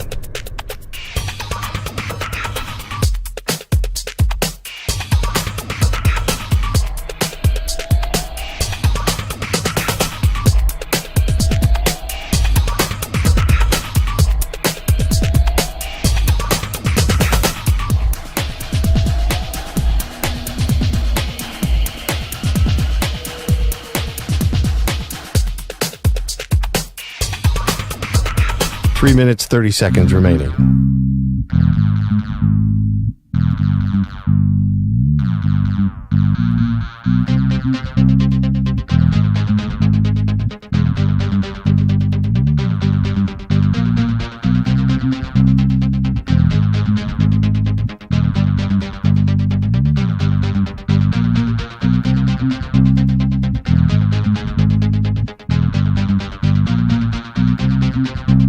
Three minutes remaining.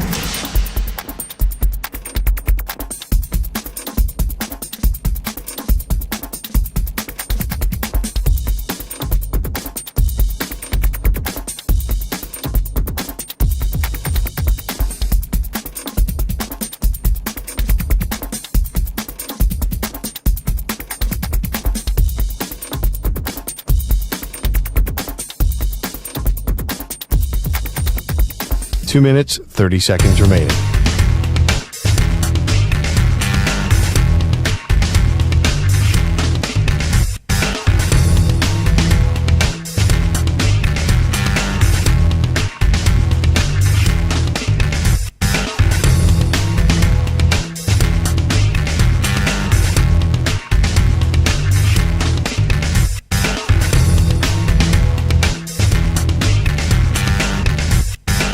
Two minutes remaining.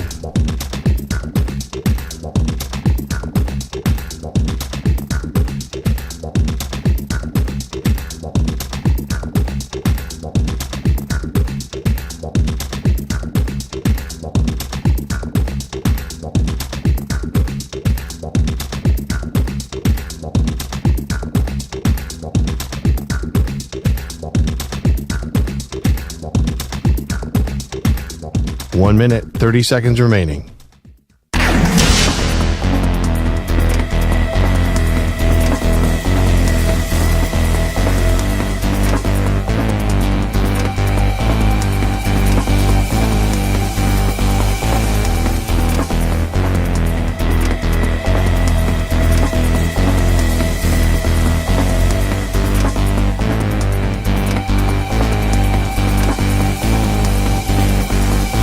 1 minute remaining.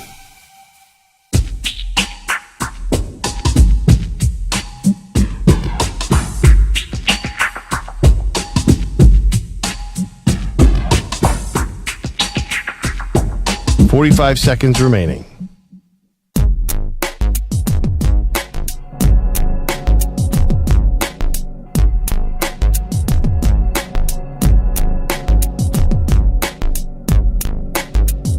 "30 seconds remaining.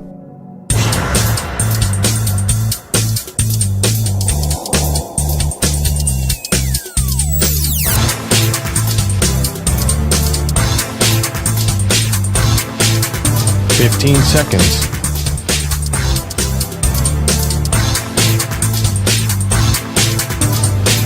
Break ends in 5 seconds.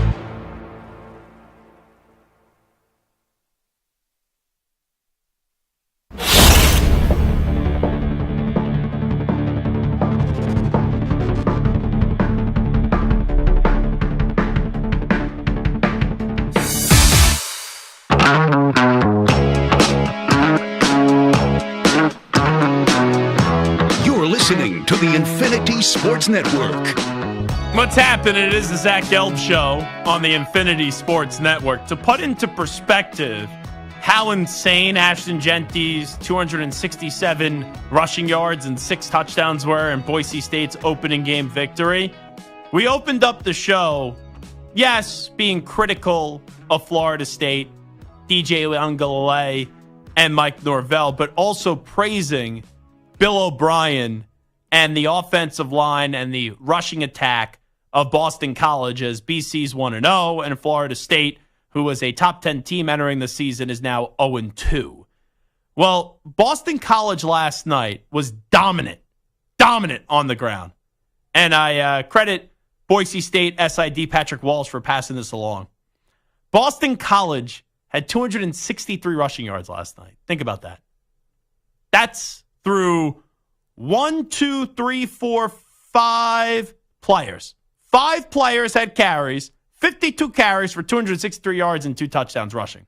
Ashton Genty, who's 1 player, had 20 carries for 267 yards and 6 touchdowns.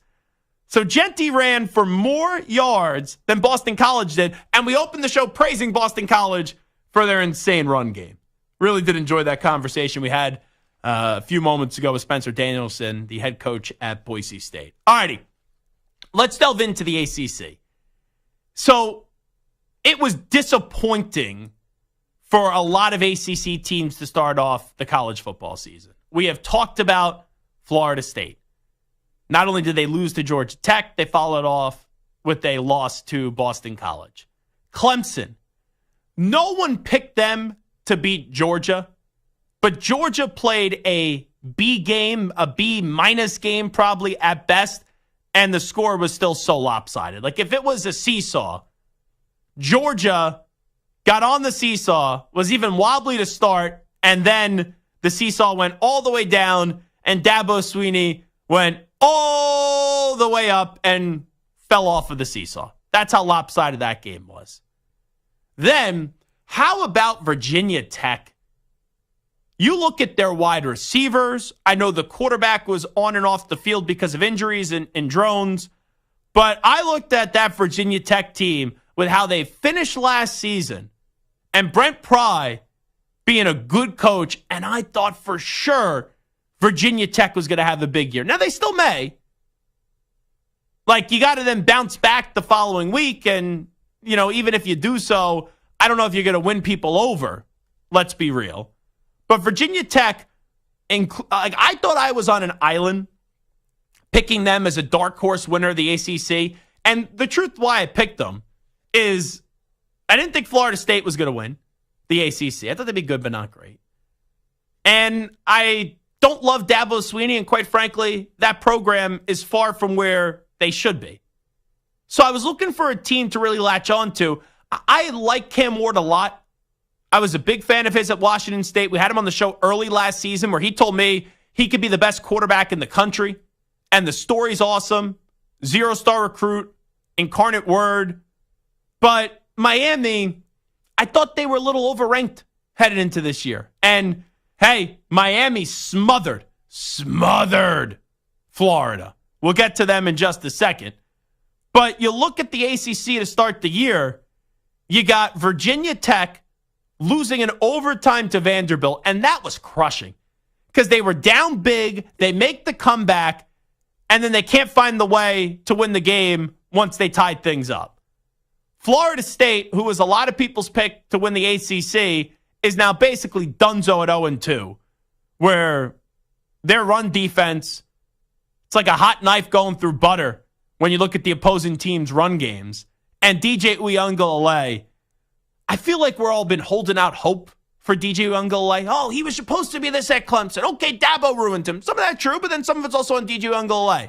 It was fine last year at Oregon State, but he got so much money, right, in the transfer portal, name, image, and likeness, and he was supposed to be the dude at Florida State.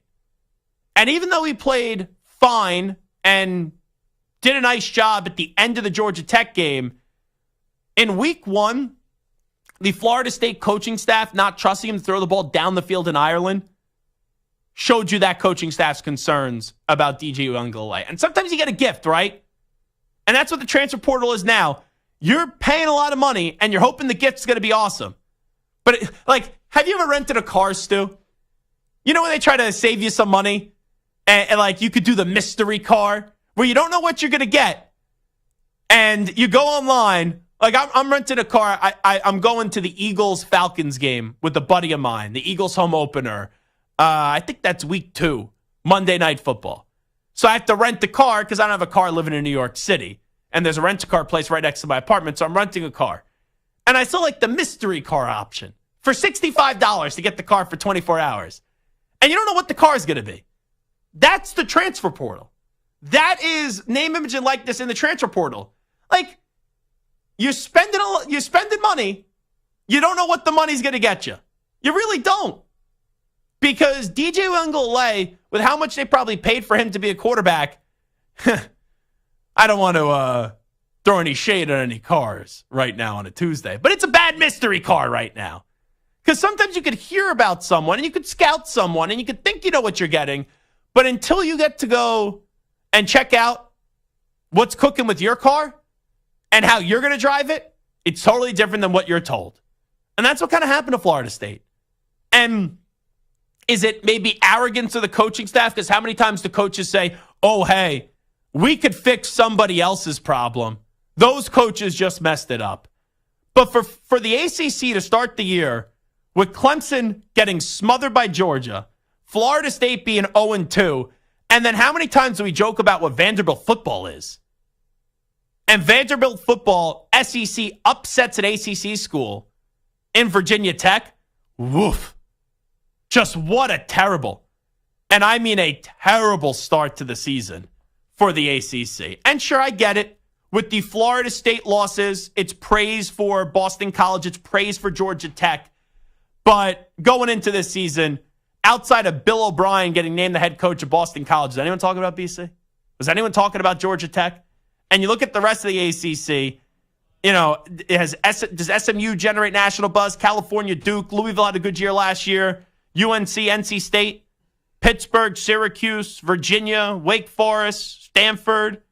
It's like the schools you were talking about heading into this year, I'll even throw Virginia Tech in there and they lost, were Clemson and Florida State. And through 3 games, those schools are 0-3. But I guess the good news for the ACC, the one thing to hold on to, is the fact that Miami not only beat Florida, but they destroyed Florida. And I'm trying to think, and this is the dilemma that I have, is the takeaway from the Miami-Florida game, and I'll acknowledge it's probably a little bit of mixture of both. Is it, oh my goodness gracious, the U is back? Oh my goodness gracious, Miami's the team to beat in the ACC, and they have a great quarterback in Cam Ward? Or is it, holy smokes, Florida, Billy Napier, he'll be the first coach fired. Billy Napier, if it's just based off play on the field, is not making it through the season at Florida. Because that team, in a game where I thought, let me be real here. I said this on Friday. I thought this was going to be a grinded out type of game that Miami would win, but it would be like 23-20. And I predicted that Florida was going to miss a kick at the end that was going to go off the upright. That's what I predicted. I thought this was going to be an ugly, sloppy game. But Miami just ran right through Florida. And Billy Napier, even after the game, couldn't even open his damn water bottle when he's at the podium. That was crazy.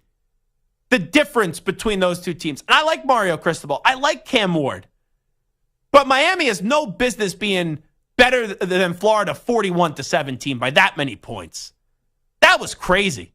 It really was. But good for Cam Ward, who was 26-35 for 385 yards and 3 touchdowns. And also had 33 yards on the ground. Remember, he declared for the draft, and then we thought he wasn't going to be in college, and then, boom, goes right to Miami. You know, I was thinking this past offseason, maybe he goes sign with The Ohio State. That was my prediction. And thankfully, that didn't happen. Because, as much as I like Cam Ward, I don't know if I could root for him, or I would not be able to root for him in an Ohio State Buckeyes uniform. But, geez, Miami, tremendous. Miami is one of those teams now that after the first week of the season, even though some of it just shows the incompetence of Florida right now, but Miami's one of those teams you're like, okay, where can you take it from here?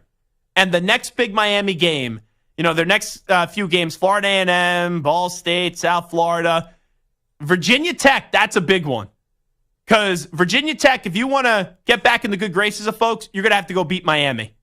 Because losing to Vanderbilt, takes a lot of air out of that balloon. And for Virginia Tech, their remaining games before that Miami game are Marshall, Old Dominion, and Rutgers.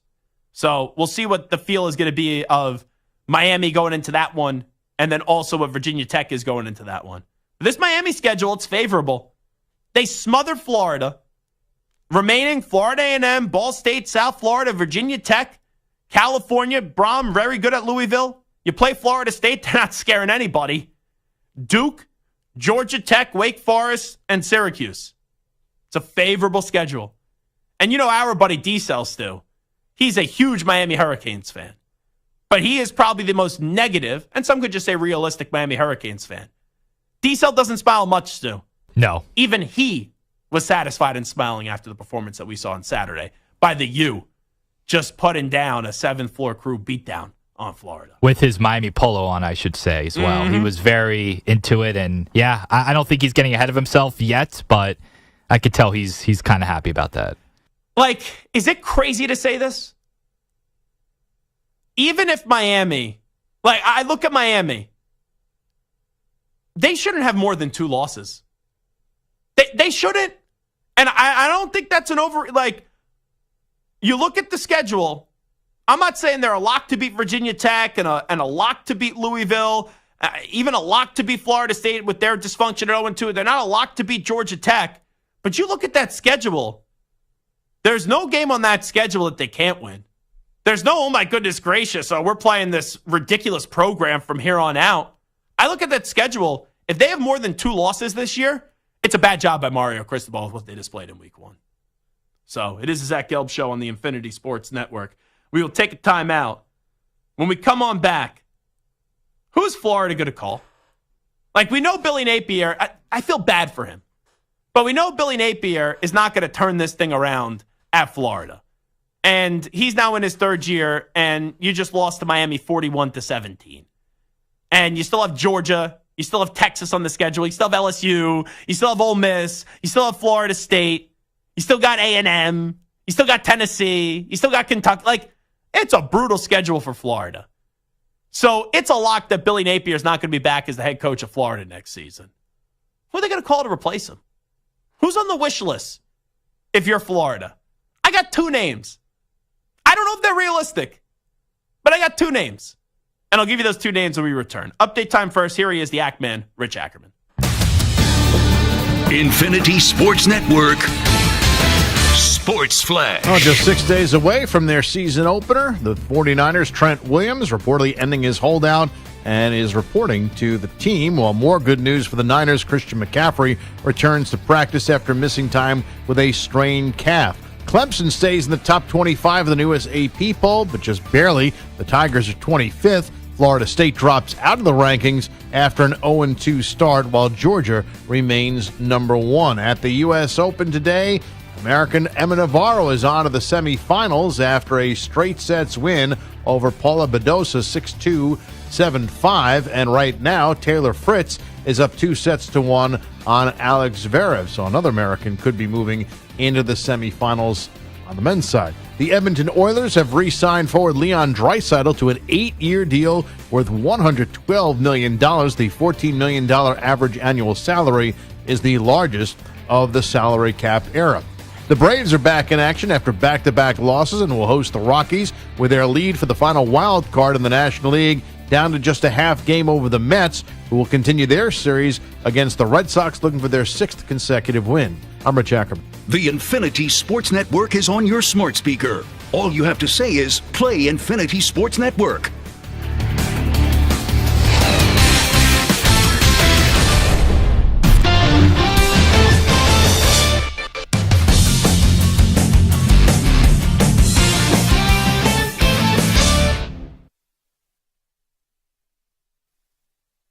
You're in a 5-minute break.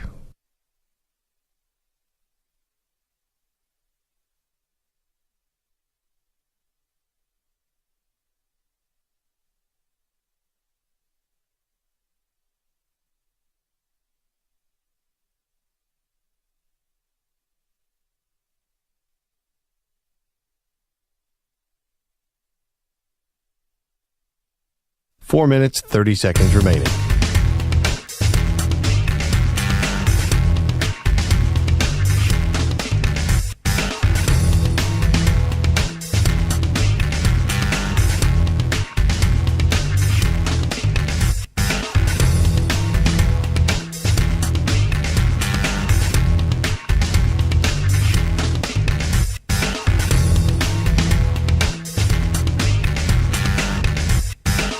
Four minutes remaining.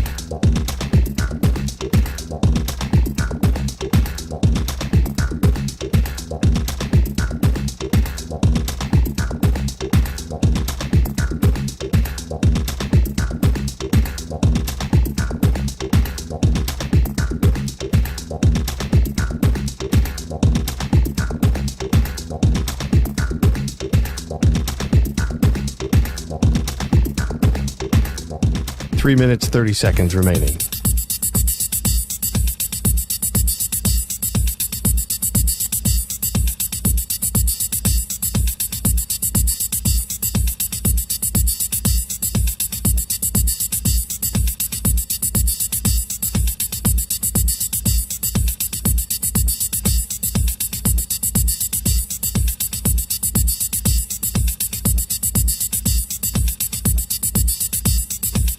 Three minutes remaining.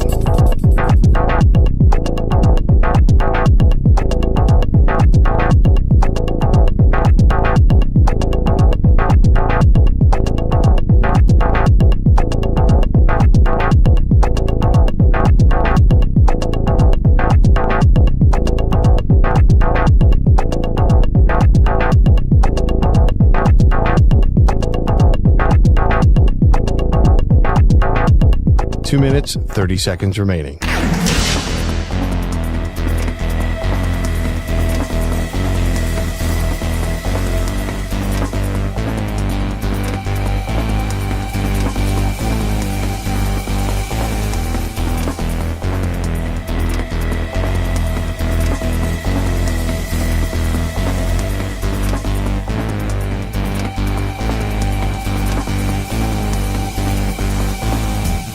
Two minutes remaining.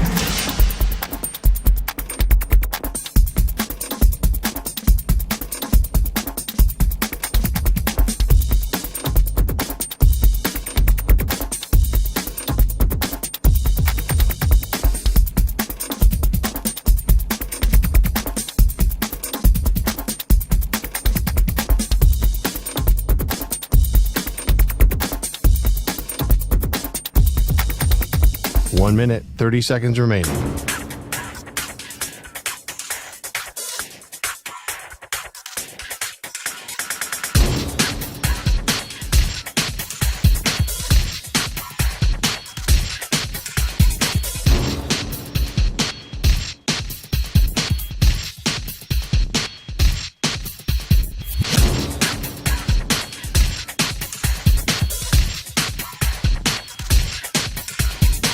1 minute remaining.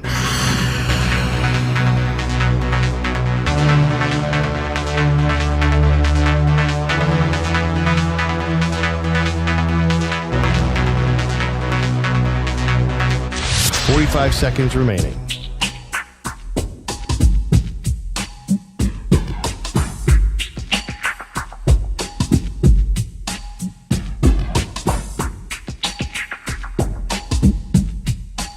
Seconds remaining.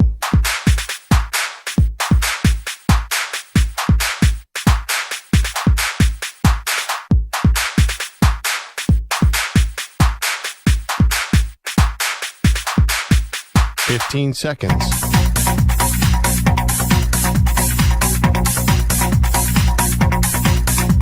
Break ends in 5 seconds.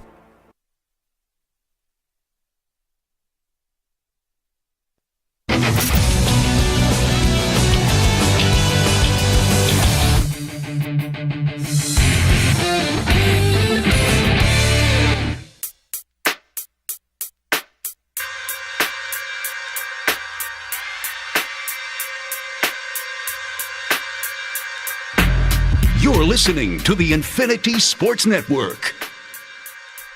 This portion of the show, the Zach Gelb Show on the Infinity Sports Network, is brought to you by Ethos Life.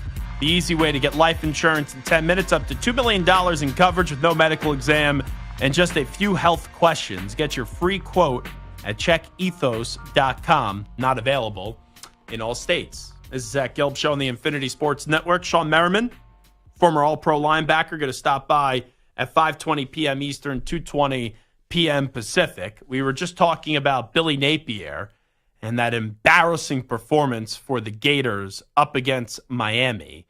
And Billy Napier, quite frankly, I don't think this is harsh. I don't think this is unfair. I was intrigued by his hire, and I looked at him when he was at Louisiana. I thought it was a solid hire. But there's always an unknown when you go from a small school to a big school. And when you are 6-7, 5-7, and you just got stomped by Miami, and the U just embarrass you, you're not going to last that much longer at that job, especially with a brutal, and I mean a brutal schedule, playing inside the SEC. And maybe this is a little bit of a loser mentality, but I remember saying this at the time. Florida opened up the Billy Napier era with a game against Utah. And Utah had big expectations entering that year. Utah did go on to win the Pac-12.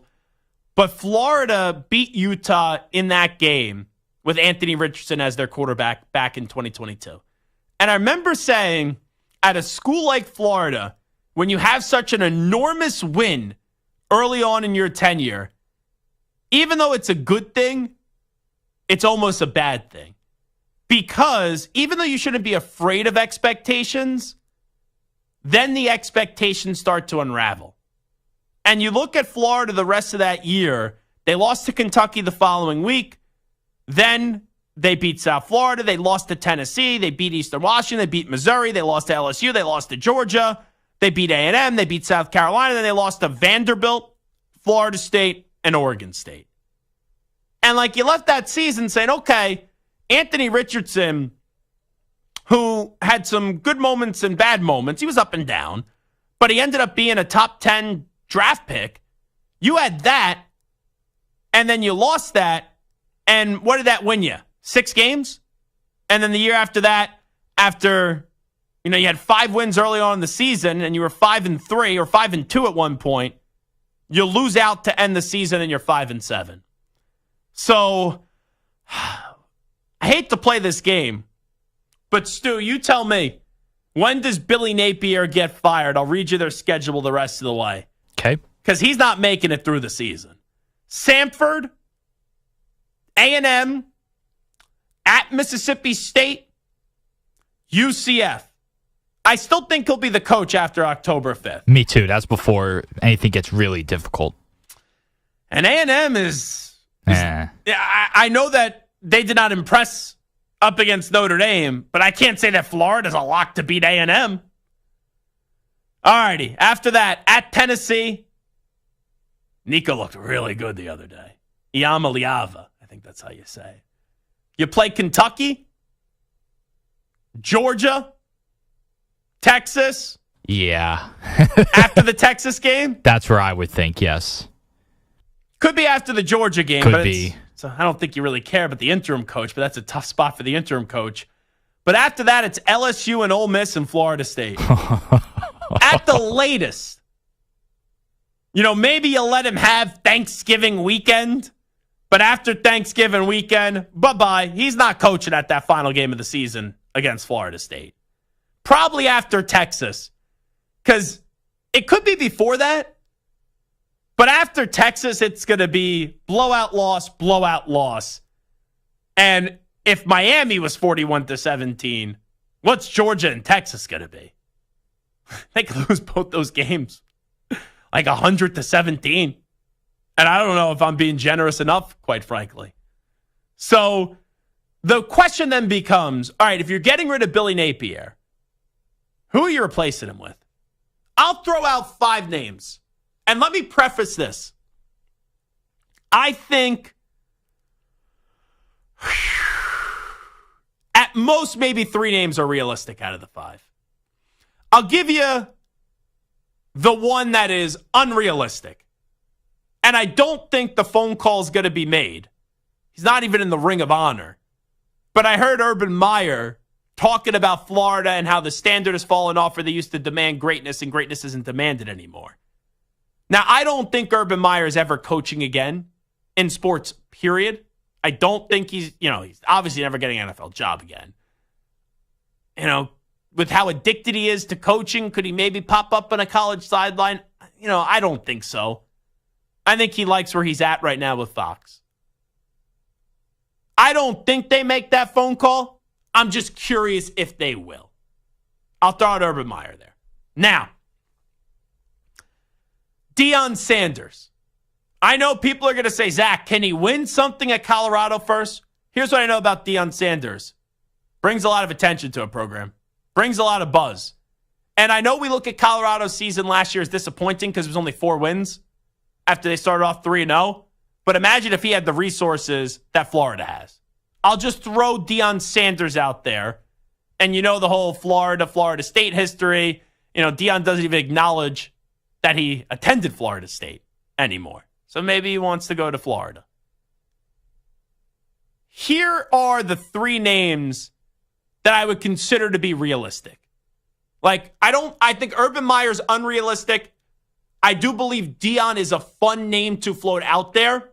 I don't think it's totally impossible, but I wouldn't say that's the realistic name for Florida.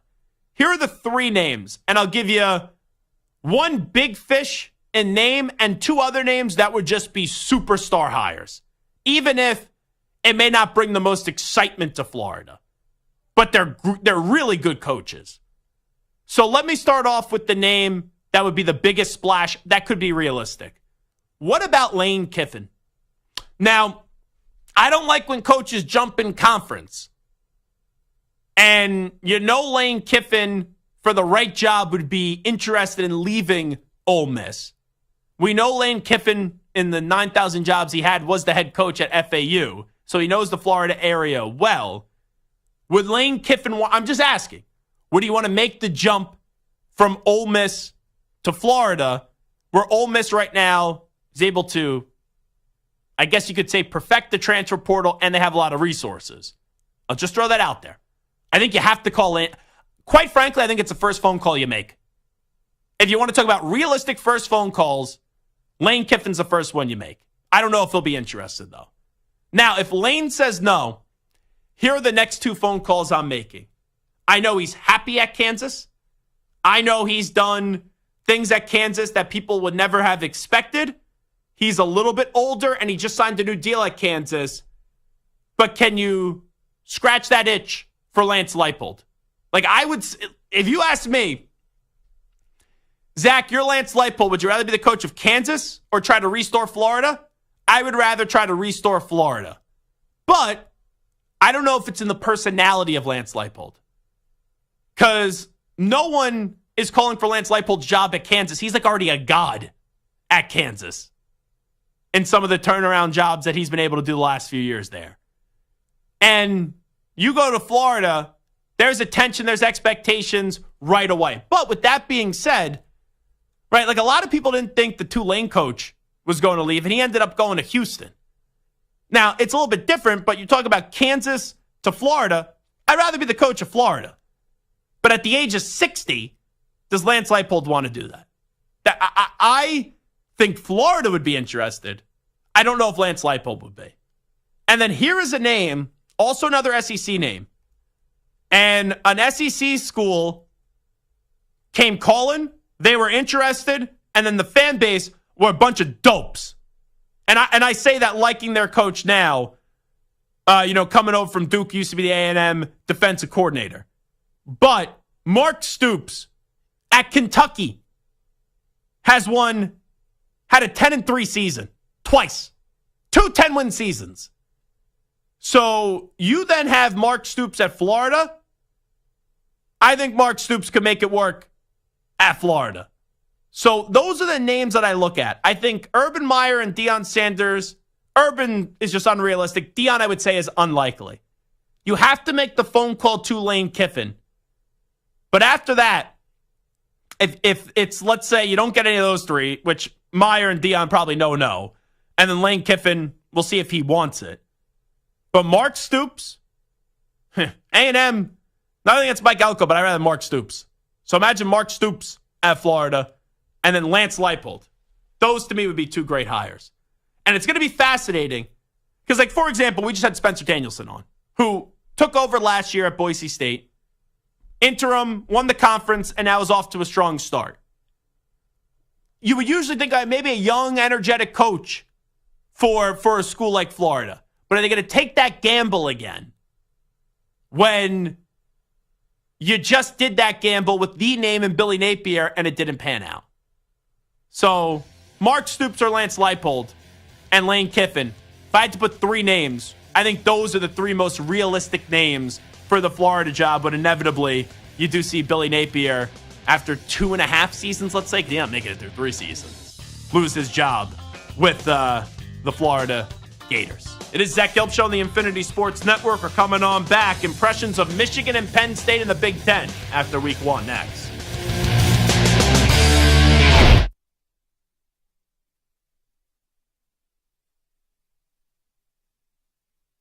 You're in a 5-minute break.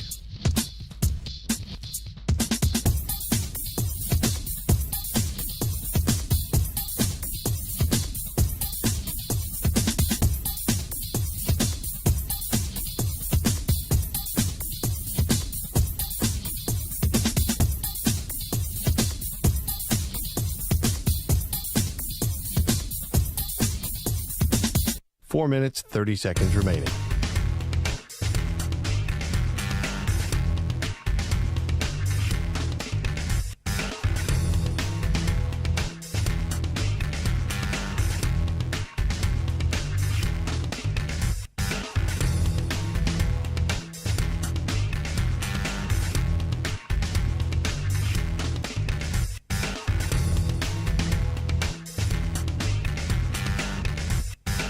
Four minutes remaining.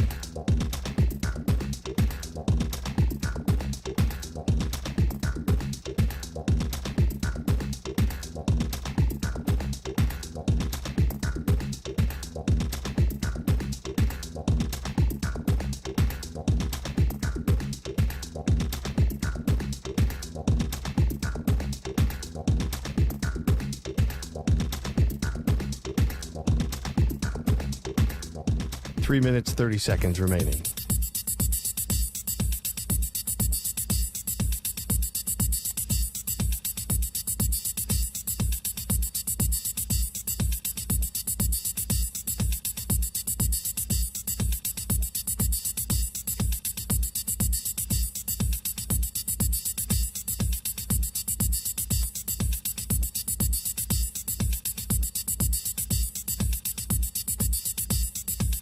Three minutes remaining.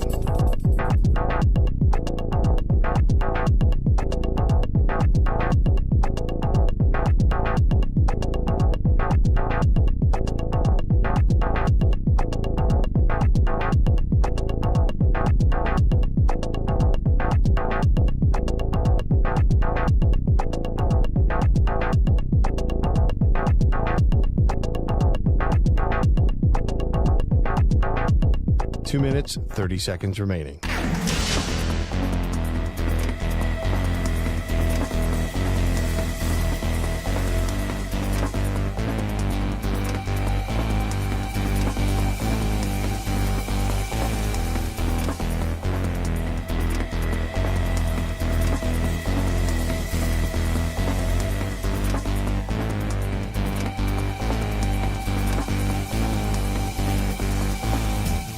Two minutes remaining.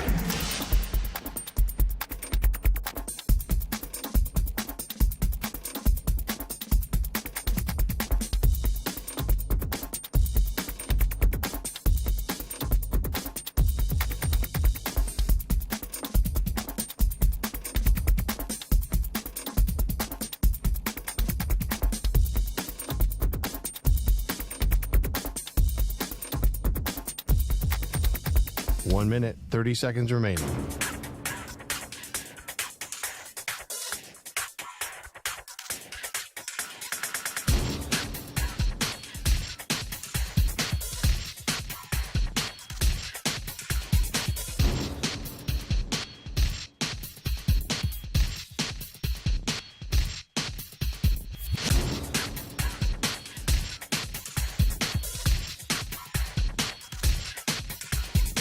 One minute remaining.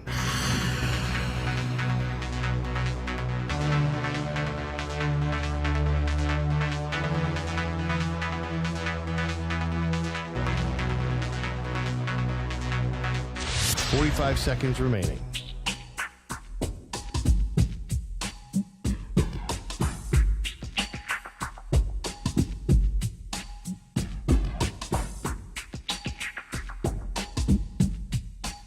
Seconds remaining.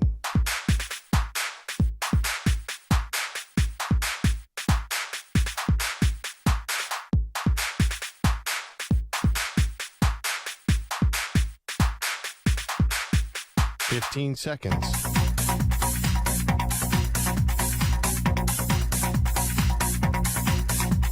Break ends in 5 seconds.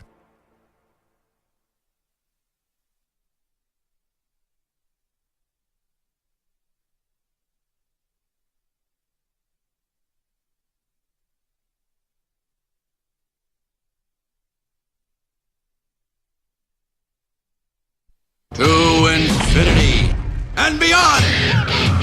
He's live. He's nationwide. This is the Zach Gelb Show.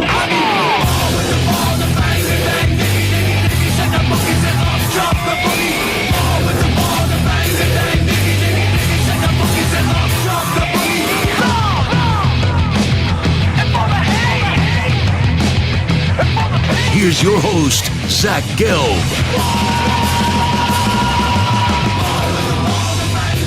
Away we go. Hour number 2 of our radio program. That's right. It is the Zach Gelb Show. Hour number 3. Excuse me. Did I say hour number 2? I don't know what I just said. I think I said hour number 2, but it's hour number 3. 5 p.m. Eastern, 2 p.m. Pacific, right here on the Infinity Sports Network. We'll talk a little Big Ten football in just a second. Ari Mirov, My Sports Update. Done deal. The 49ers and Trent Williams have agreed to a restructured 3-year, $82.66 million deal with a $48 million at signing bonus and $25.69 million via a signing bonus per his agents. That's what the deal was for Trent Williams. Let me tell you, the 49ers this offseason, obnoxious. Let's just say that. All this drama with Trent Williams, is he going to show up? All this drama with Brandon Ayuk, are they going to pay him? And before week 1 rolls around, as they kick off their season on Monday, as you do have the Jets up against the 49ers, Trent Williams taken care of. Brandon Ayuk taken care of. I think when this started to linger on, and right, we sit here and we obsess, oh, look how much money the player's losing. Look at the fines. Look at this. Look at that. Oh, the player's frustrated. Like, think about how stupid it was. The conversation in regards to Brandon Ayuk. Like, we spent the day with Brandon Ayuk where people, dopes, were breaking down the handshake that he had with John Lynch and Kyle Shanahan. I think people just kind of forget that when you have a team that's as great on paper as the 49ers, and they've been so close and they've been knocking on the door of winning a championship the last few years, that those players aren't going to get all fired up about training camp. And when you start to get into contract dispute, it's like, okay, we know a resolution's going to happen. Like, what options did Brandon Ayuk have? He didn't want to go to Cleveland. He didn't want to go to New England. And the Steelers had nothing really of significance to offer the 49ers are in win-now mode. He knew the Niners and him were going to get a deal done. He didn't want to actually participate in training camp. I think that's a big part of it, too. Once it lingers a little bit. Trent Williams, come on. That dude does not need training camp or the preseason or joint practices. So those deals get done. And no, even if the Niners get off to a slow start, which I don't think they will, don't be one of those people who go, oh, well, Ayuk missing time, Williams missing time is why they're off to a slow start. That team lost 3 games in a row early last season. And where'd they end up? In the Super Bowl with a 10-point lead. Now, the first 3 games of the season, Jets, good team. Vikings, they should beat. And then the Rams, that's a fun one. Because I think the Rams are being underappreciated. But then after that, they play New England and Arizona. So they're not going to get off to a slow start. The Niners' schedule, Stu, is actually a good one. Seattle, Kansas City, Dallas, Tampa Bay, Seattle again, division obviously, Green Bay, Buffalo, Chicago, the Rams, Miami, the Lions, the Cardinals. And that's a tricky schedule. There's a lot of big games there. Huge games for the San Francisco 49ers. I don't think there's one gimme in there. Like, I don't think they'll lose twice to the Seahawks or the Cardinals, but... Well, the Patriots is a gimme. I didn't hear you say that. Yeah. Okay, well, they play the Patriots. That might be it. Outside of that, like Minnesota? Yeah. Minnesota! They should beat Minnesota. Should, yeah. But it's not like if Minnesota won that game 24-23, it's not crazy. If memory serves me right, I think they lost to Minnesota last year. Yeah, they lost. That was one of the 3-game losing streaks. They lost to Minnesota 22-17. Oh, imagine the takes there. Sam Darnold, they should have never let him go. Brock Purdy, overrated. You know Bart Winkler is going to be doing that take because he can't stand Brock Purdy. But what a waste of time this was. With Trent Williams and Brandon Ayuk, we all knew the deals were going to get done. All righty, let's talk a little Big Ten football. This is Zach Gelb Show on the Infinity Sports Network. I'll start it off by saying this. Going into this season, most people had the 2 best teams in the Big Ten being Ohio State and Oregon. After week 1, I really have no take on Ohio State and Oregon. Like, Ohio State, they won the game 52-6. They played Akron. And it was a slow start in the first half for Ohio State, where they only took a 17-3 lead, and at halftime after the first quarter, it was 7-3 in favor of Ohio State. But I'm not going to crush Ohio State for having a slow first half up against Akron. Ohio State, quite frankly, their first big game is probably not until middle of October. They play Western Michigan next week, Marshall, Michigan State. Iowa's a solid team, but Iowa doesn't have the offense to compete with Ohio State. But then they have a stretch for Ohio State. Listen to this stretch for 3 straight games. Oregon at Oregon, Nebraska, and then at Penn State. That's a fun stretch for Ohio State. Those are games that you want to watch and you're going to be really intrigued by. So I'm not going to crush Ohio State. Oregon, the game against Idaho, puke. It was bad. 24-14. Offense off to a slow start. But is it inconceivable that Oregon didn't get up for Idaho? No, they still won the game. Boise State, we know what they're capable of. That's an Oregon program that's going up against Boise next week. That will tell you, based off what we see out of Oregon in that game, even though that's not going to be what determines their season, but how much of maybe a fluke week 1 was. Now, when we get to the rest of the Big Ten, I look at the Big Ten from this past weekend, and I have 3 takeaways. 3 things to talk about. Let's start off with Penn State. You guys know me. I am not a fan of Penn State. I tweeted this out, Stu. I don't know if you saw it when you were vacationing around your nice bougie vacation for Labor Day weekend in Maine. my cousin, Jenna, was in town this past weekend, and she has two adorable kids, Luca and Layla. Luca's father is a Penn State grad. So, my baby cousin, Luca, comes up to me and goes, let's have a football catch. I go, do we have a football? I was at my parents' house this past weekend. And they moved like a year ago to 55 Up community where probably all those old curmudgeons in that neighborhood go, do not throw a football in my neighborhood. But I go, I don't know if I have football. So my baby cousin Luca goes, I got a football. Hands me a Penn State football. Oh. I almost called Child Protective Services the fact that he has a Penn State football. So I don't love Penn State. I think that's the understatement of the year. But I am fair. And I went into this season saying Penn State's going to have a good year. Because first off, a 12-team playoff format and increasing from 4 to 12 is designed for Penn State to get in.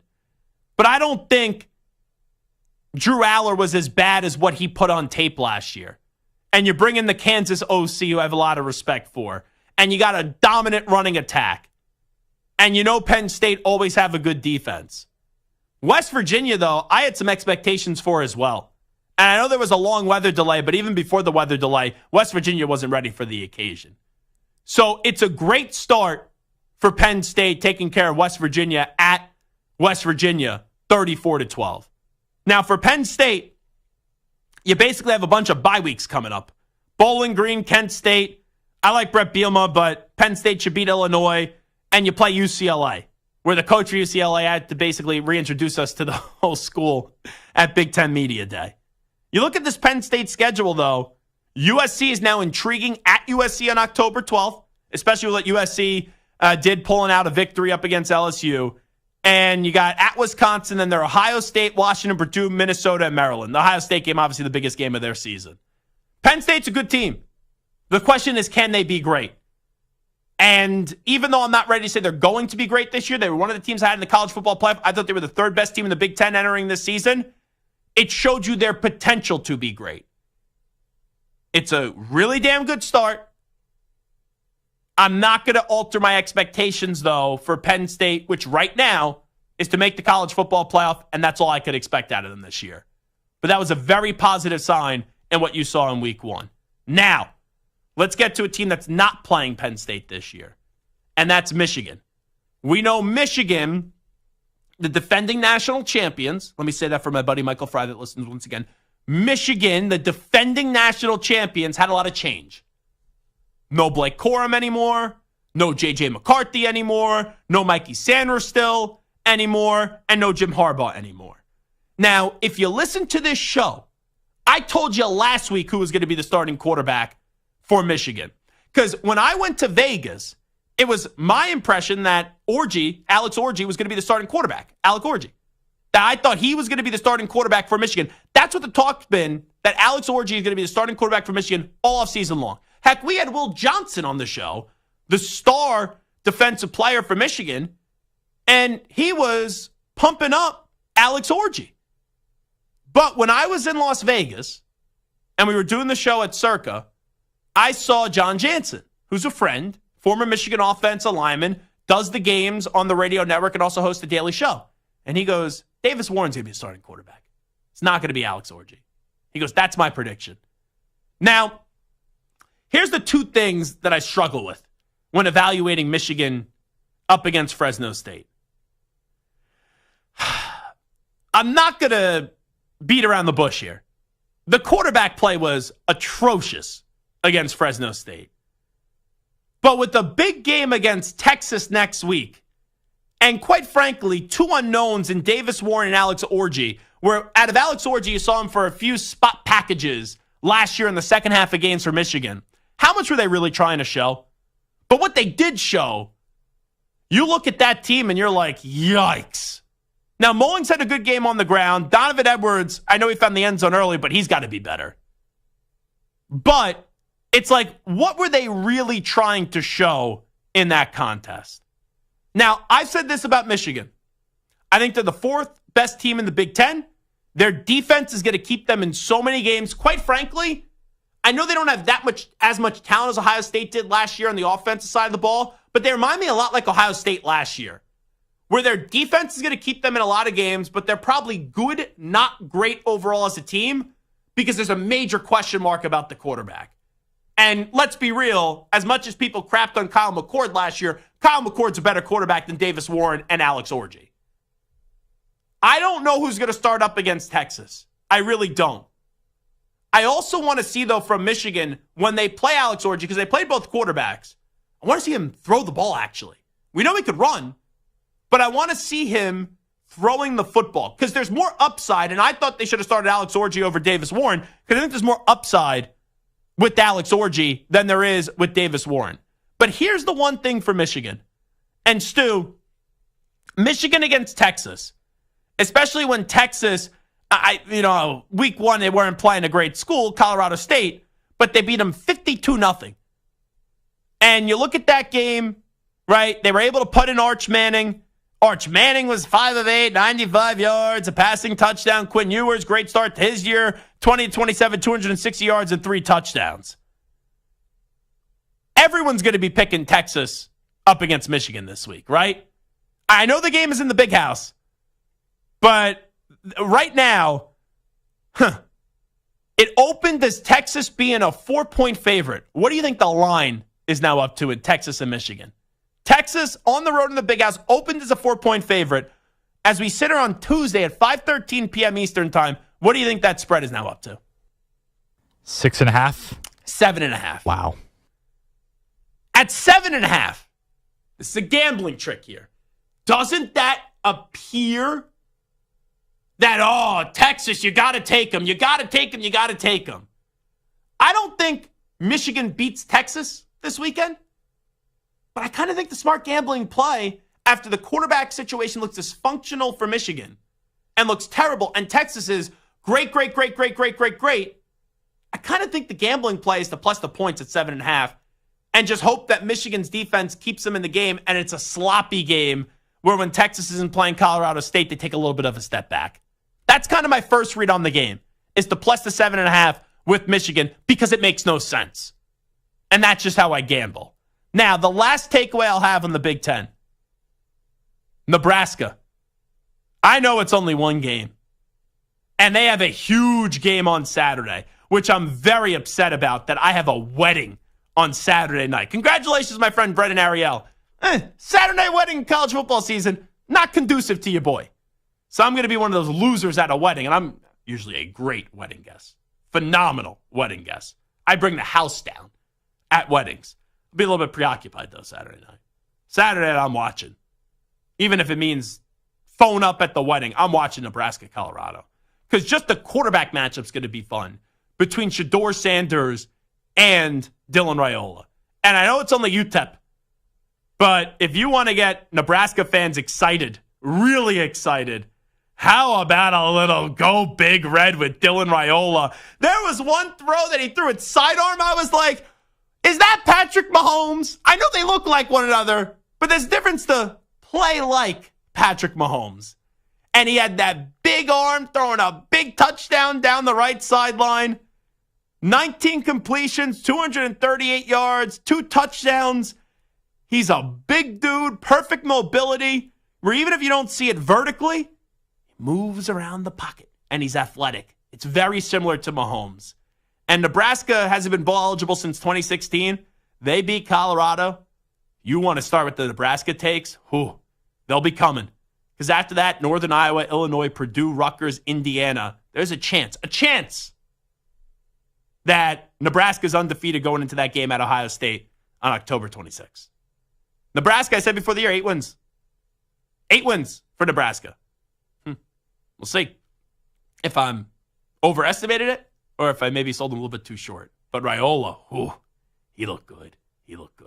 So those are some impressions of the Big Ten after week 1. It is the Zach Gelb Show on the Infinity Sports Network. Sean Merriman, the former All-Pro linebacker, will join us next.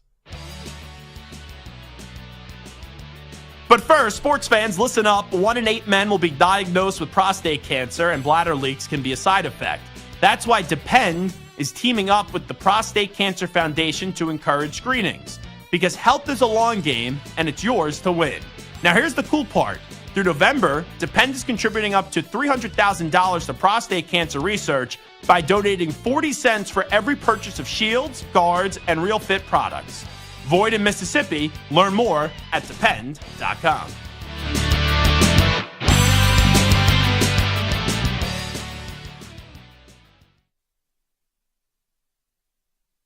You're in a 4.5-minute break.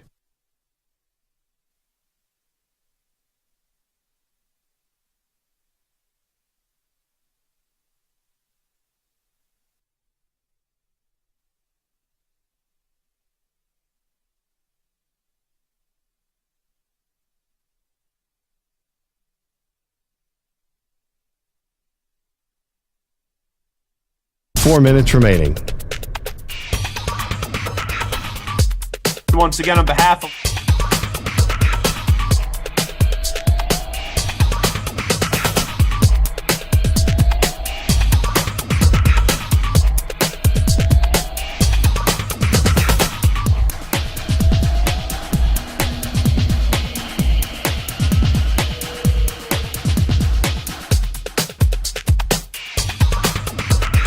Three minutes, 30 seconds remaining.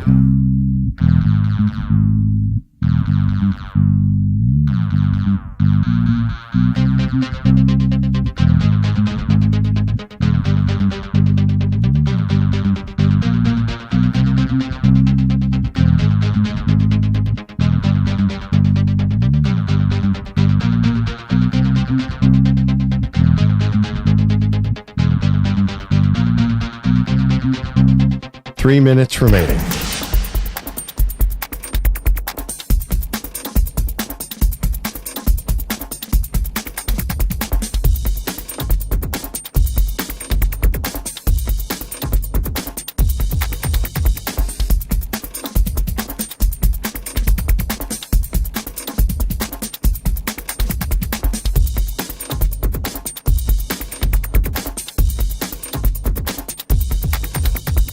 Two minutes, 30 seconds remaining.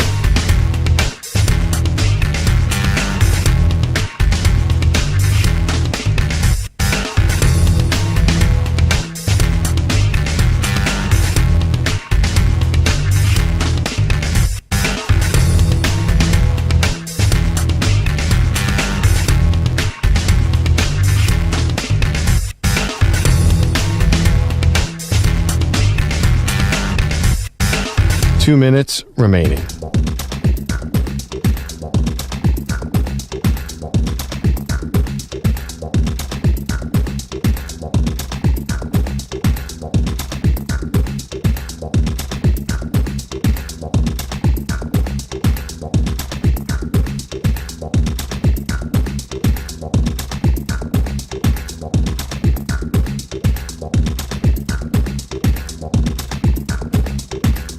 One minute, 30 seconds remaining.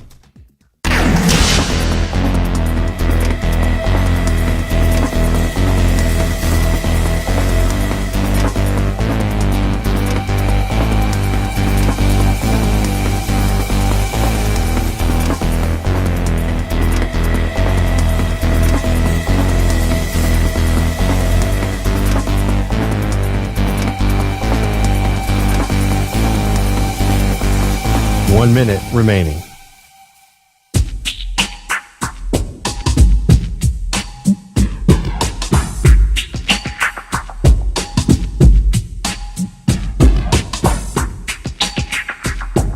.45 seconds remaining.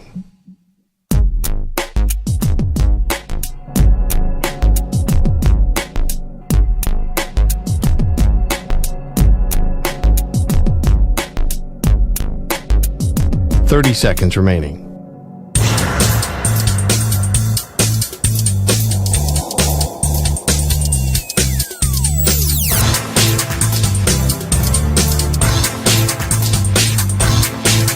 .15 seconds.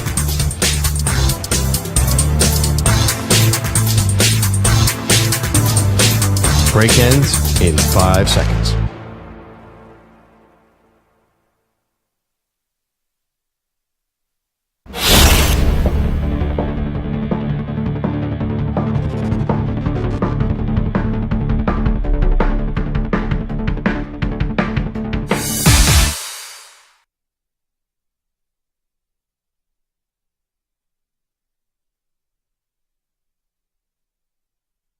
We continue. This is Zach Gelb Show on the Infinity Sports Network. We are 2 days away from the NFL season starting on up with the Kansas City Chiefs going up against the Baltimore Ravens. And now joining us is a former All-Pro NFL linebacker, a good friend of the show. You could always check him out with Lights Out Extreme Fighting. We'll talk about more about that as always in just a bit. And he is Sean Merriman. Sean, appreciate the time as always. How you been, my man? You got it, man. How's it going? Well, I'm doing fantastic. So the last 2 years, it's kind of funny.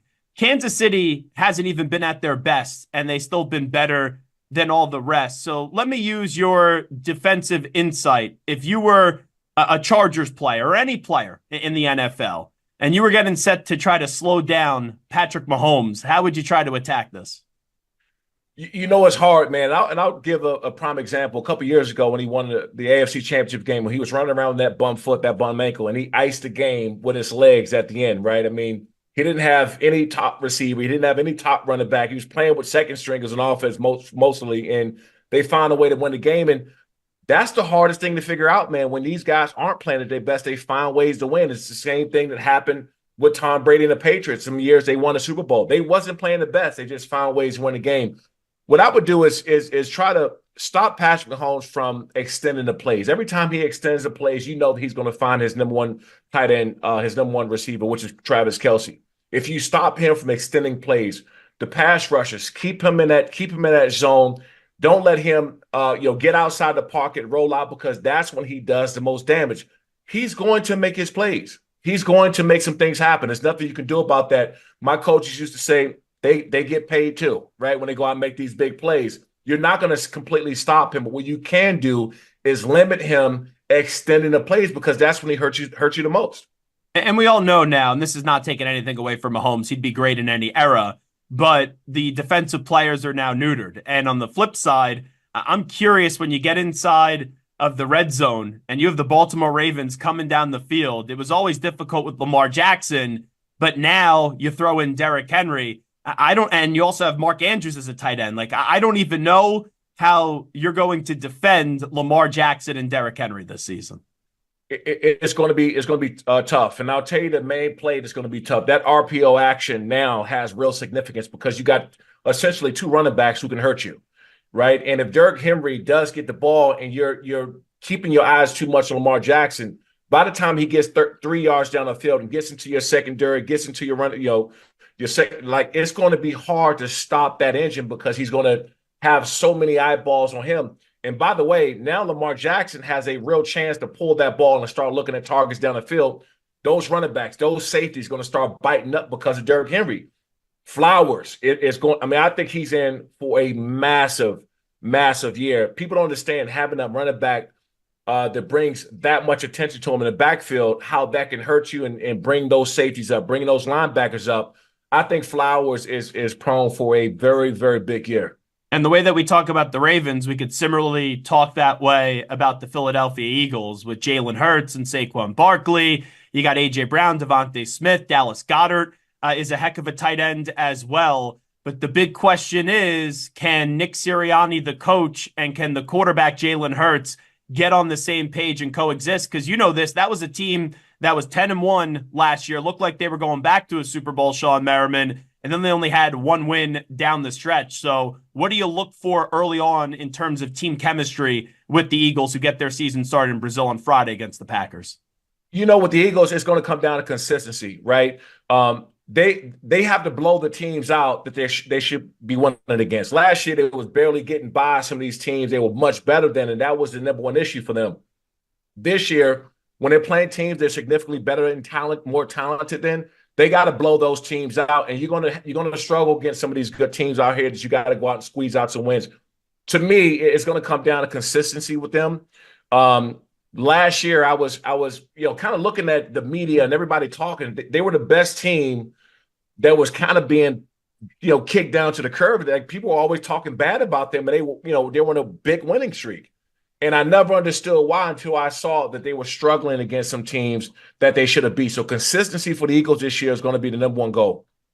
You look at a team inside that division, the Cowboys, a lot of distractions. I know CeeDee Lamb got paid. Dak, final year of his deal. Mike McCarthy, final year of his deal. No new contract for Micah Parsons. Are there too many distractions with the Cowboys? And also, this may not be getting talked about enough. They didn't get better this offseason. They did basically nothing and lost players in this past free agency. I think there's a lot of question marks in the Cowboys locker room. By these contracts not getting taken care of early on, I think there's going to be a lot of animosity, right, from player to front office to player. There's been a lot of things said by Dak Prescott that kind of believe that he's not going to be there this offseason. I think his mindset is already that he's ready to go if that's an option. He wants to stay there, but whenever you're talking about your marquee guy, which is him, being ready to go, and it's a business, and he got to be ready for whatever. There's too much talk inside the locker room about contracts and not about winning, and it's unfortunate because a guy like Micah Parsons, he's done what he needed to do in order to get a new contract. Dak Prescott has always been a question mark, and I don't think that they're going to look at him as that marquee guy until he gets them far in the playoffs. But I'm going to tell you how this can come back and bite them. If Dak Prescott has the same regular season that he had last year, which is phenomenal, and he gets them to that second round or that NFC Championship game, the ball is in his court. And his contract ask may be so big that they can't pay him. That's going to be the problem because you still got Micah Parsons. You still got some other guys you need to take care of. His contract ask may be so big if he plays well during the regular season and get those guys to even a second round in the playoffs, and possibly if he gets them to the NFC Championship game, his ask might be so big they may not be able to pay him. And quite frankly, I think it's going to be a huge contract either way because Dak has showed he's a good quarterback. I would not call him a great quarterback, but you know this, Sean, good quarterbacks now get paid $55 million and maybe next year even $60 million for Dak Prescott a year. And I would have said that. And when Trevor Lawrence got paid, and I'm not knocking or throwing any jabs at Trevor Lawrence, but Dak Prescott is a better quarterback. So when you saw Trevor Lawrence's contract, now you're sitting back and saying, I even made a public apology on social media. I said, hey, if Trevor Lawrence is getting his money, then Dak Prescott deserves his because he's definitely outplayed Trevor Lawrence. And I think it's going to come down to it's like a cat and mouse game right now with the Cowboys, and maybe putting some pressure on Dak to get them further in the playoffs. But again, you're playing with fire because you know he's going to play well during the regular season. And if he just so happens to get them deep in the playoffs, then the ball is completely in his court, and that contract ask might be massive. Sean Merriman here with us to talk about Lights Out Extreme Fighting in just a bit. Let me get your thoughts on your Chargers. We know Harbaugh is always going to have a good offensive line. Herbert, who's been really good in the league so far, is going to get even better. But I'm wondering about everything else with the Chargers. You enter this year. What are the bare minimum expectations in your mind for your former squad? Well, look, I'm gonna speak from the outside. I think their mindset should be win the first game. That to beat the Raiders on Sunday. That should be their mindset. But I would be remiss if I didn't think that or didn't say that I think they're going to win 11, 12 games this year. I think they really have the talent. I think they've gotten better at certain positions. Last year, Justin Herbert was just getting hit way too much. He was getting hit way too much. They fixed that problem and bringing Joe Alt in. If you watch this guy during the preseason, first of all, how big he is and how much he's a knee bender and how athletic he is just next level. I got a chance to meet the guy in person. I look like a 6-year-old kid standing next to him. But I think with him and Zion and Rashawn Slater, I think that just and them now adding that rushing attack, people are not going to see this coming. They're going to have a massive, massive rushing attack this year. And what they're going to be able to do. And one thing that Jim Harbaugh has done when he's at Michigan is run the football. If you look at his big plays, they were all off of play action and down the field. And we all know that Justin Herbert can sling it. And that's when those wide receivers are going to come into play. Watch out this year. I know that Quentin Johnson has gotten a lot of slack. I think he's in for a big, big year. And he's got a lot of slack for the year he had the year before. But he's made a massive improvement. And he's down to have a big year. 11, 12 wins. That's a big number for the Chargers, Sean Merriman. Does that mean they overtake Kansas City in the AFC West? I don't think you're saying that, but are you when you throw out 11 or 12 wins? Well, I think they have an opportunity to, at worst, split games with them this year because I think they were close last year and they had problems all over the field. But I think this year with the leadership, the coaching staff, the talent that they have, they got a chance to split some games with them. I think that they beat Denver twice. I think they beat Oakland twice. Even though I do think that Denver has they're a much better team with Bo Nix. He's another guy that's going to be coming up that people are not talking about enough. He's going to be a star in the future. Oakland has not fixed any of the problems they had on the offense side of the ball. I don't think they got much better. It's still the Chiefs' division right now, but do not be shocked if they go and split games this year with the Kansas City Chiefs. Sean Merriman, let me get your thoughts about one other team that you used to play for, and that's the Buffalo Bills. No more Stephon Diggs, Milano, the linebacker, injured. When you look at Buffalo, do you think they win the AFC East again, or do you put some stock in a team like the Jets or the Dolphins? Well, the problem is, and I've been through this, and I'm speaking from experience, when you're that good for that many years, when they had that 3 or 4 year run, I'm not going to say it's over. It's definitely not over. But what happens is the other teams in the division gotten better. The Dolphins are a much better team. The Jets, now that Aaron Rodgers is back and they fixed a couple of spots in that defense and the offensive line, they're a much better team. And so when you look at it like that, and obviously I don't think the Patriots gotten a whole lot better. We'll see what happened at the quarterback position. But it's not as easy as it was the last couple of years when you said, hey, that's the team that's coming out of this division. You can't say that now because the Dolphins are a much better team. You got to expect that the Jets are going to cause them a problem. So can you just stamp it that they're going to win the division this year? No, I don't think it's been that way. The last couple of years, absolutely. But losing Diggs hurt. Losing them in the linebacker hurts. And the fact that those other teams got better in the division, they're going to have some competition this year. You have so many good defensive players in this league. Myles Garrett, T.J. Watt, Micah Parsons, Max Crosby, Chris Jones. You go on and on and on. I'm just curious, in your opinion, what the football that you watch, Sean Merriman, who's the best defensive player in the NFL? I love Micah's my favorite player. I love watching him because he's explosive. He can do so many things on the field. I think that last year he was handcuffed by putting his hand in the dirt on one side of the field and getting held. I think 37 holding penalties I saw that wasn't called last year, blatant ones. Myles Garrett is just a freak, man. You can line him up anywhere. You can't do anything with him. Seeing that guy in person, he just looks like a just ridiculous athlete, and he can do so many things on the field. Max Crosby is a game breaker, man. You always got to find out where he is. But if I'm going with my pick, I'm going to say Myles Garrett. Just how many things he can do, how dominant and explosive he is. Even when he's blitzing down the center. That last year when he was going down and kind of doing a basketball dribble on the way when he was blitzing that A gap, he's such on another level and being able to do that to other pros.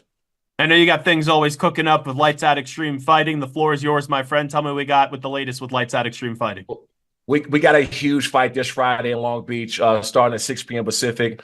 Actually, our main event, Rick Zalata and Jimenez. One of these guys is going to head to the UFC, I believe, after this. I know the UFC is looking at both of these guys. Another big fight on this card that everybody needs to see is this co-main event. This Sean Sheriff and LJ Torres. These guys both have 100% finish rates, and there will be live on Lights Out Sports TV. So if you guys got any smart TV out there, Roku, Apple TV, Amazon Fire, Vizio, Philips, TCL, whatever you have, make sure you download Lights Out Sports TV. It's completely free. We got 30 different sports in there, 250 sports movies and documentaries on there as well. So make sure you guys download Lights Out Sports TV to see it exclusively.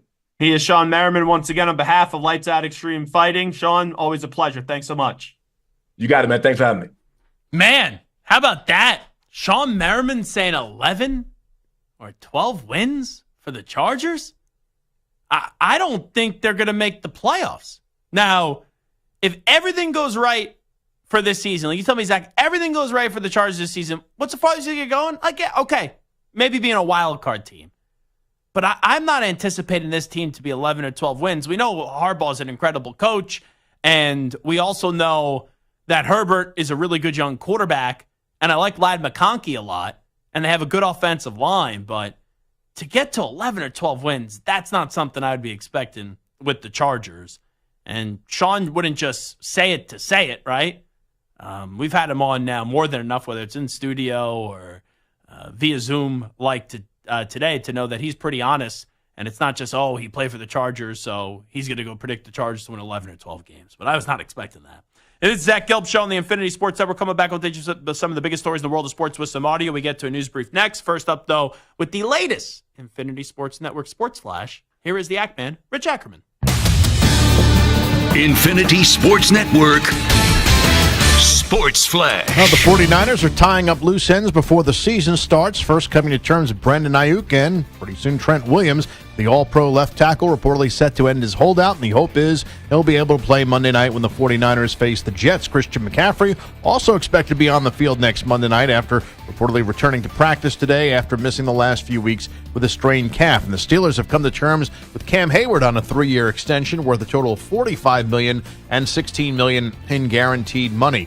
Georgia remains number 1 in the new AP Top 25, followed by Ohio State, Texas, Alabama, and Notre Dame. Clemson falls to 25th after it's lost the Bulldogs. Florida State out of the Top 25 completely after an 0-2 start.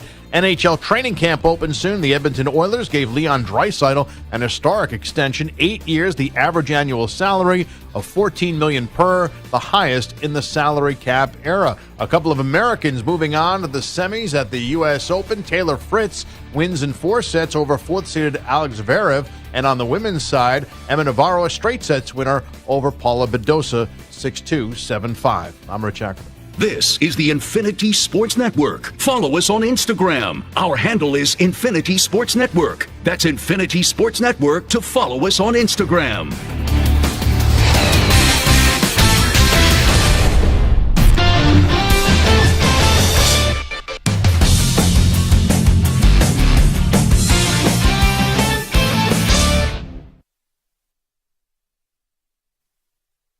You're in a 5-minute break.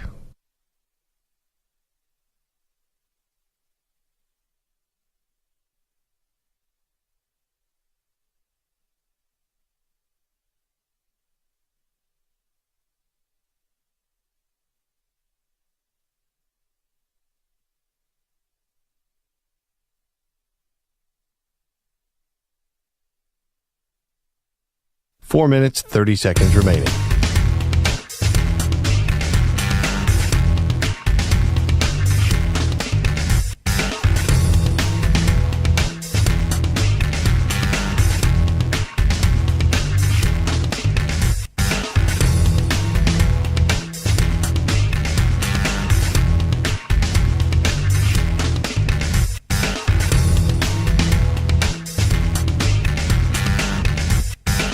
Four minutes remaining.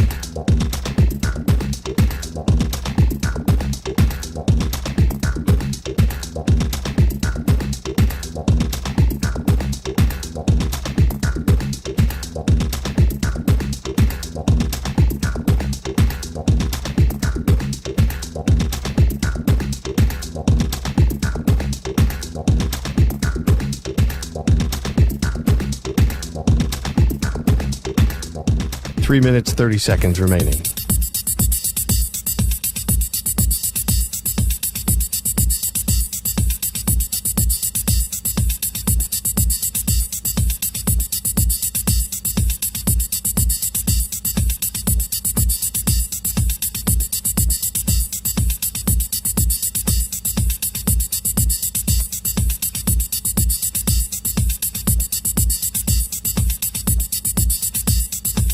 Three minutes remaining.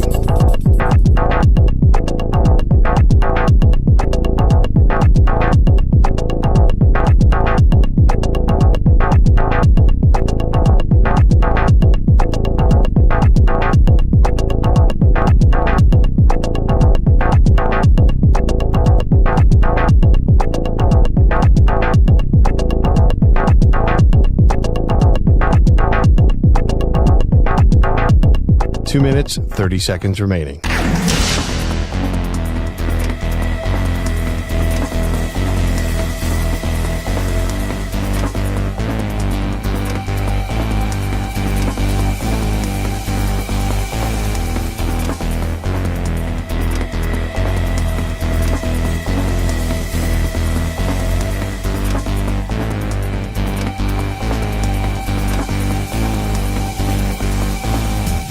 Two minutes remaining.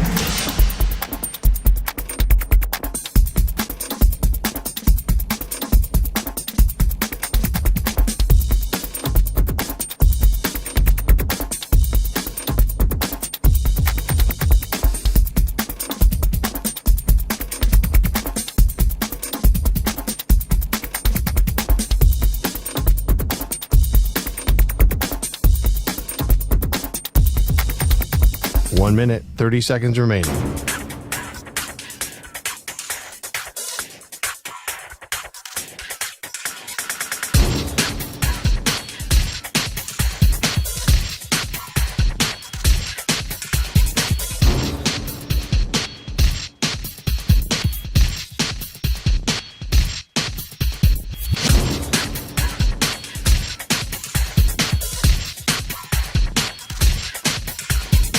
One minute remaining.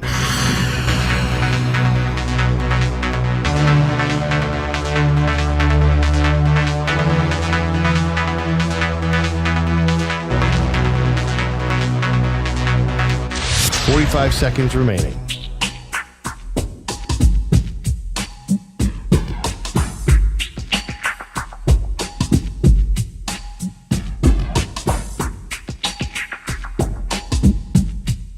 Thirty seconds remaining.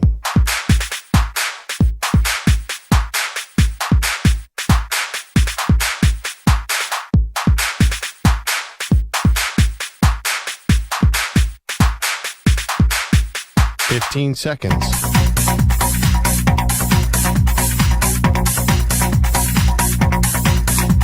Break ends in 5 seconds.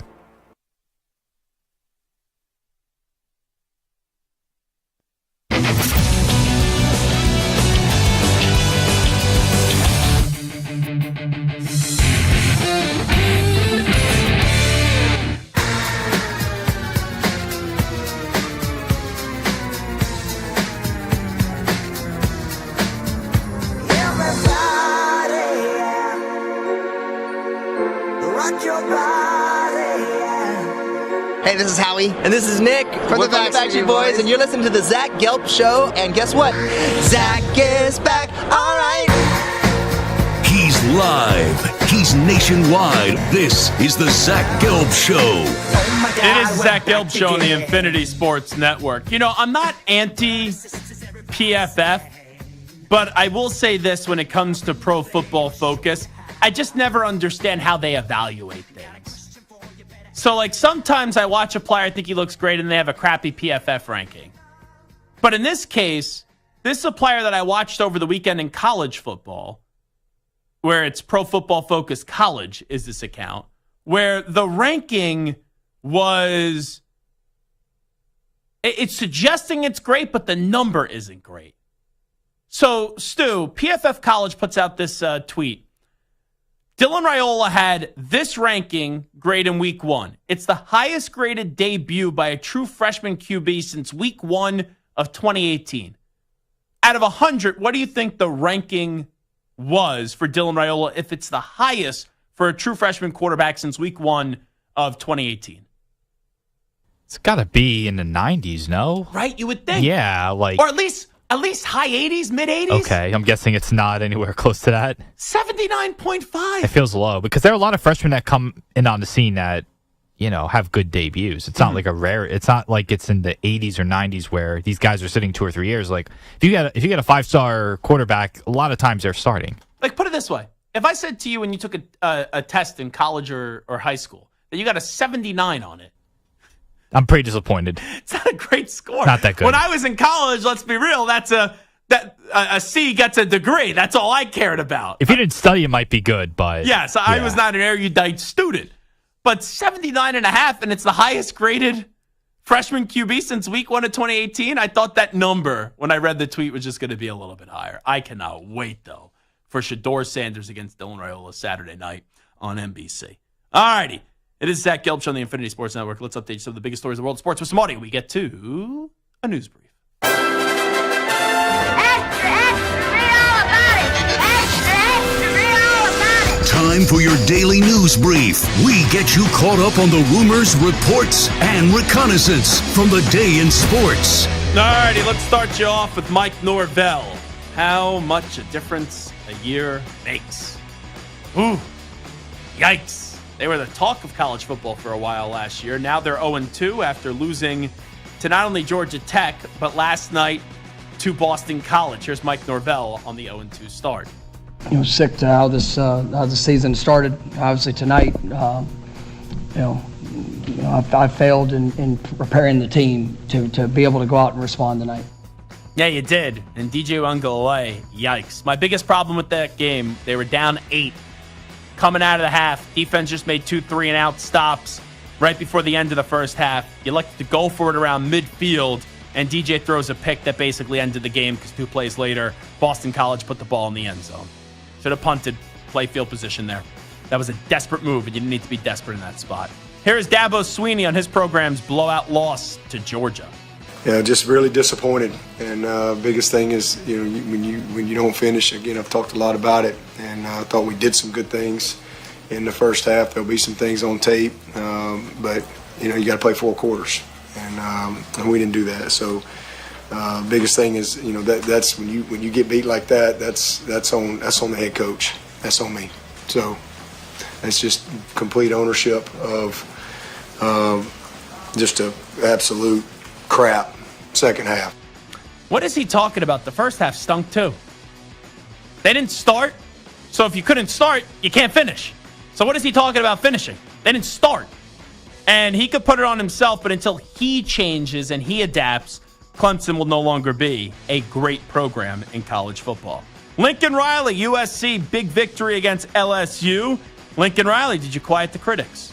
I don't coach for the media. I don't coach for headlines. We just try to do what's best in our program, and we try to stay just incredibly committed to it regardless of what anybody says on the outside. Whether they agree with us or don't agree with us is honestly irrelevant to us.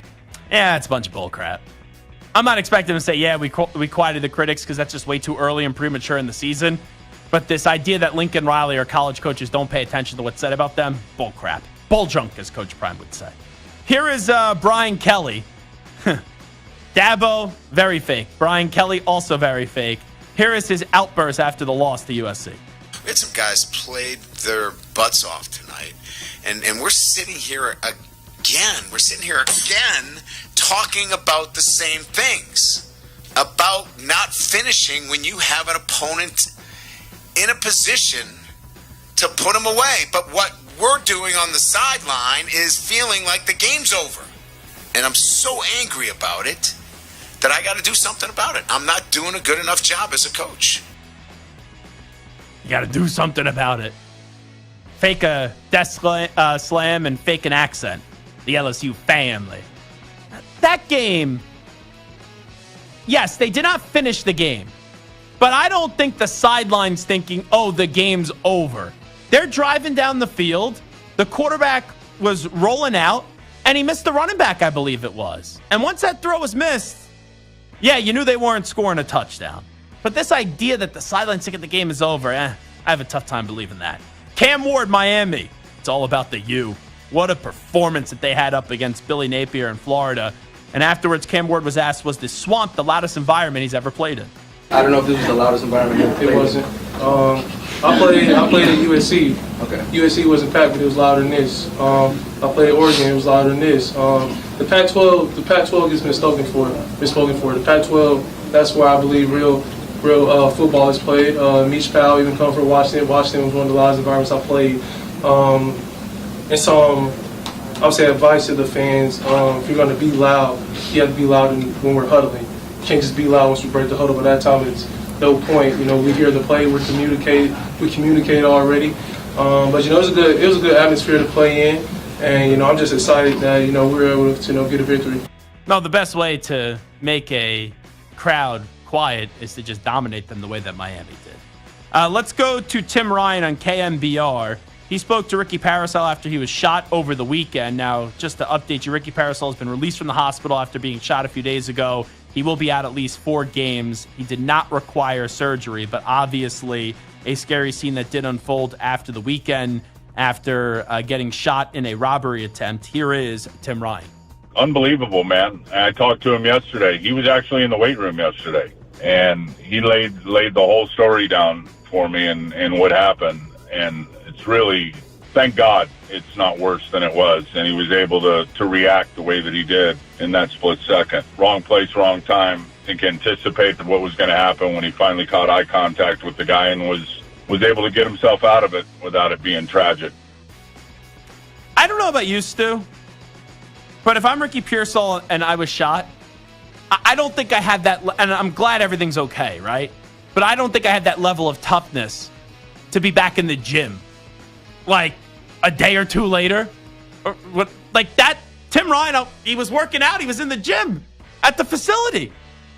If I got shot, I'm not working out at least for a week, if probably not more than that.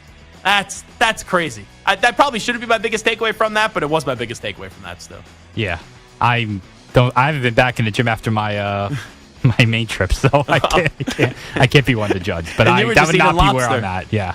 And finally, let's hear from Matt Eberflus, the coach of the Chicago Bears, on advice for Caleb Williams after naming him captain. Yeah, just be yourself.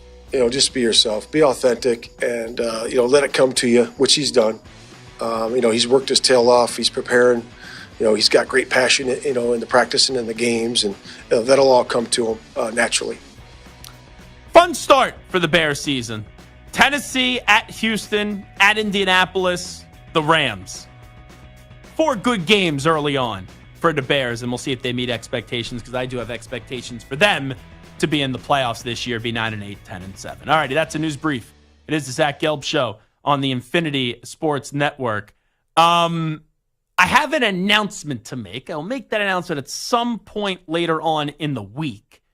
Obviously, you hear me here for 5 days a week. In football season, you'll be able to hear me for 2 extra days. So I'll tell you what I got cooking up on Saturdays and Sundays in football season as the week does roll along. But we'll tease you on that until I could officially say it. All righty. Big thanks to Stuart Kovacs. Big thanks to Moist Mike. Big thanks to Spencer Danielson, the head coach at Boise State. And also a big thank you to Sean Merriman for jumping on board with us. We welcome KTIK back to the Zach Gelb Show family in Boise, and we appreciate them carrying us. I'll actually be jumping on with those guys in about 5 minutes. If you want to listen, just go stream KTIK, The Ticket in Boise. All righty, fun show today. We'll talk to you tomorrow, everybody, at 3 p.m. Eastern, noon Pacific. Have a great Tuesday. We out. Bye-bye. Peace.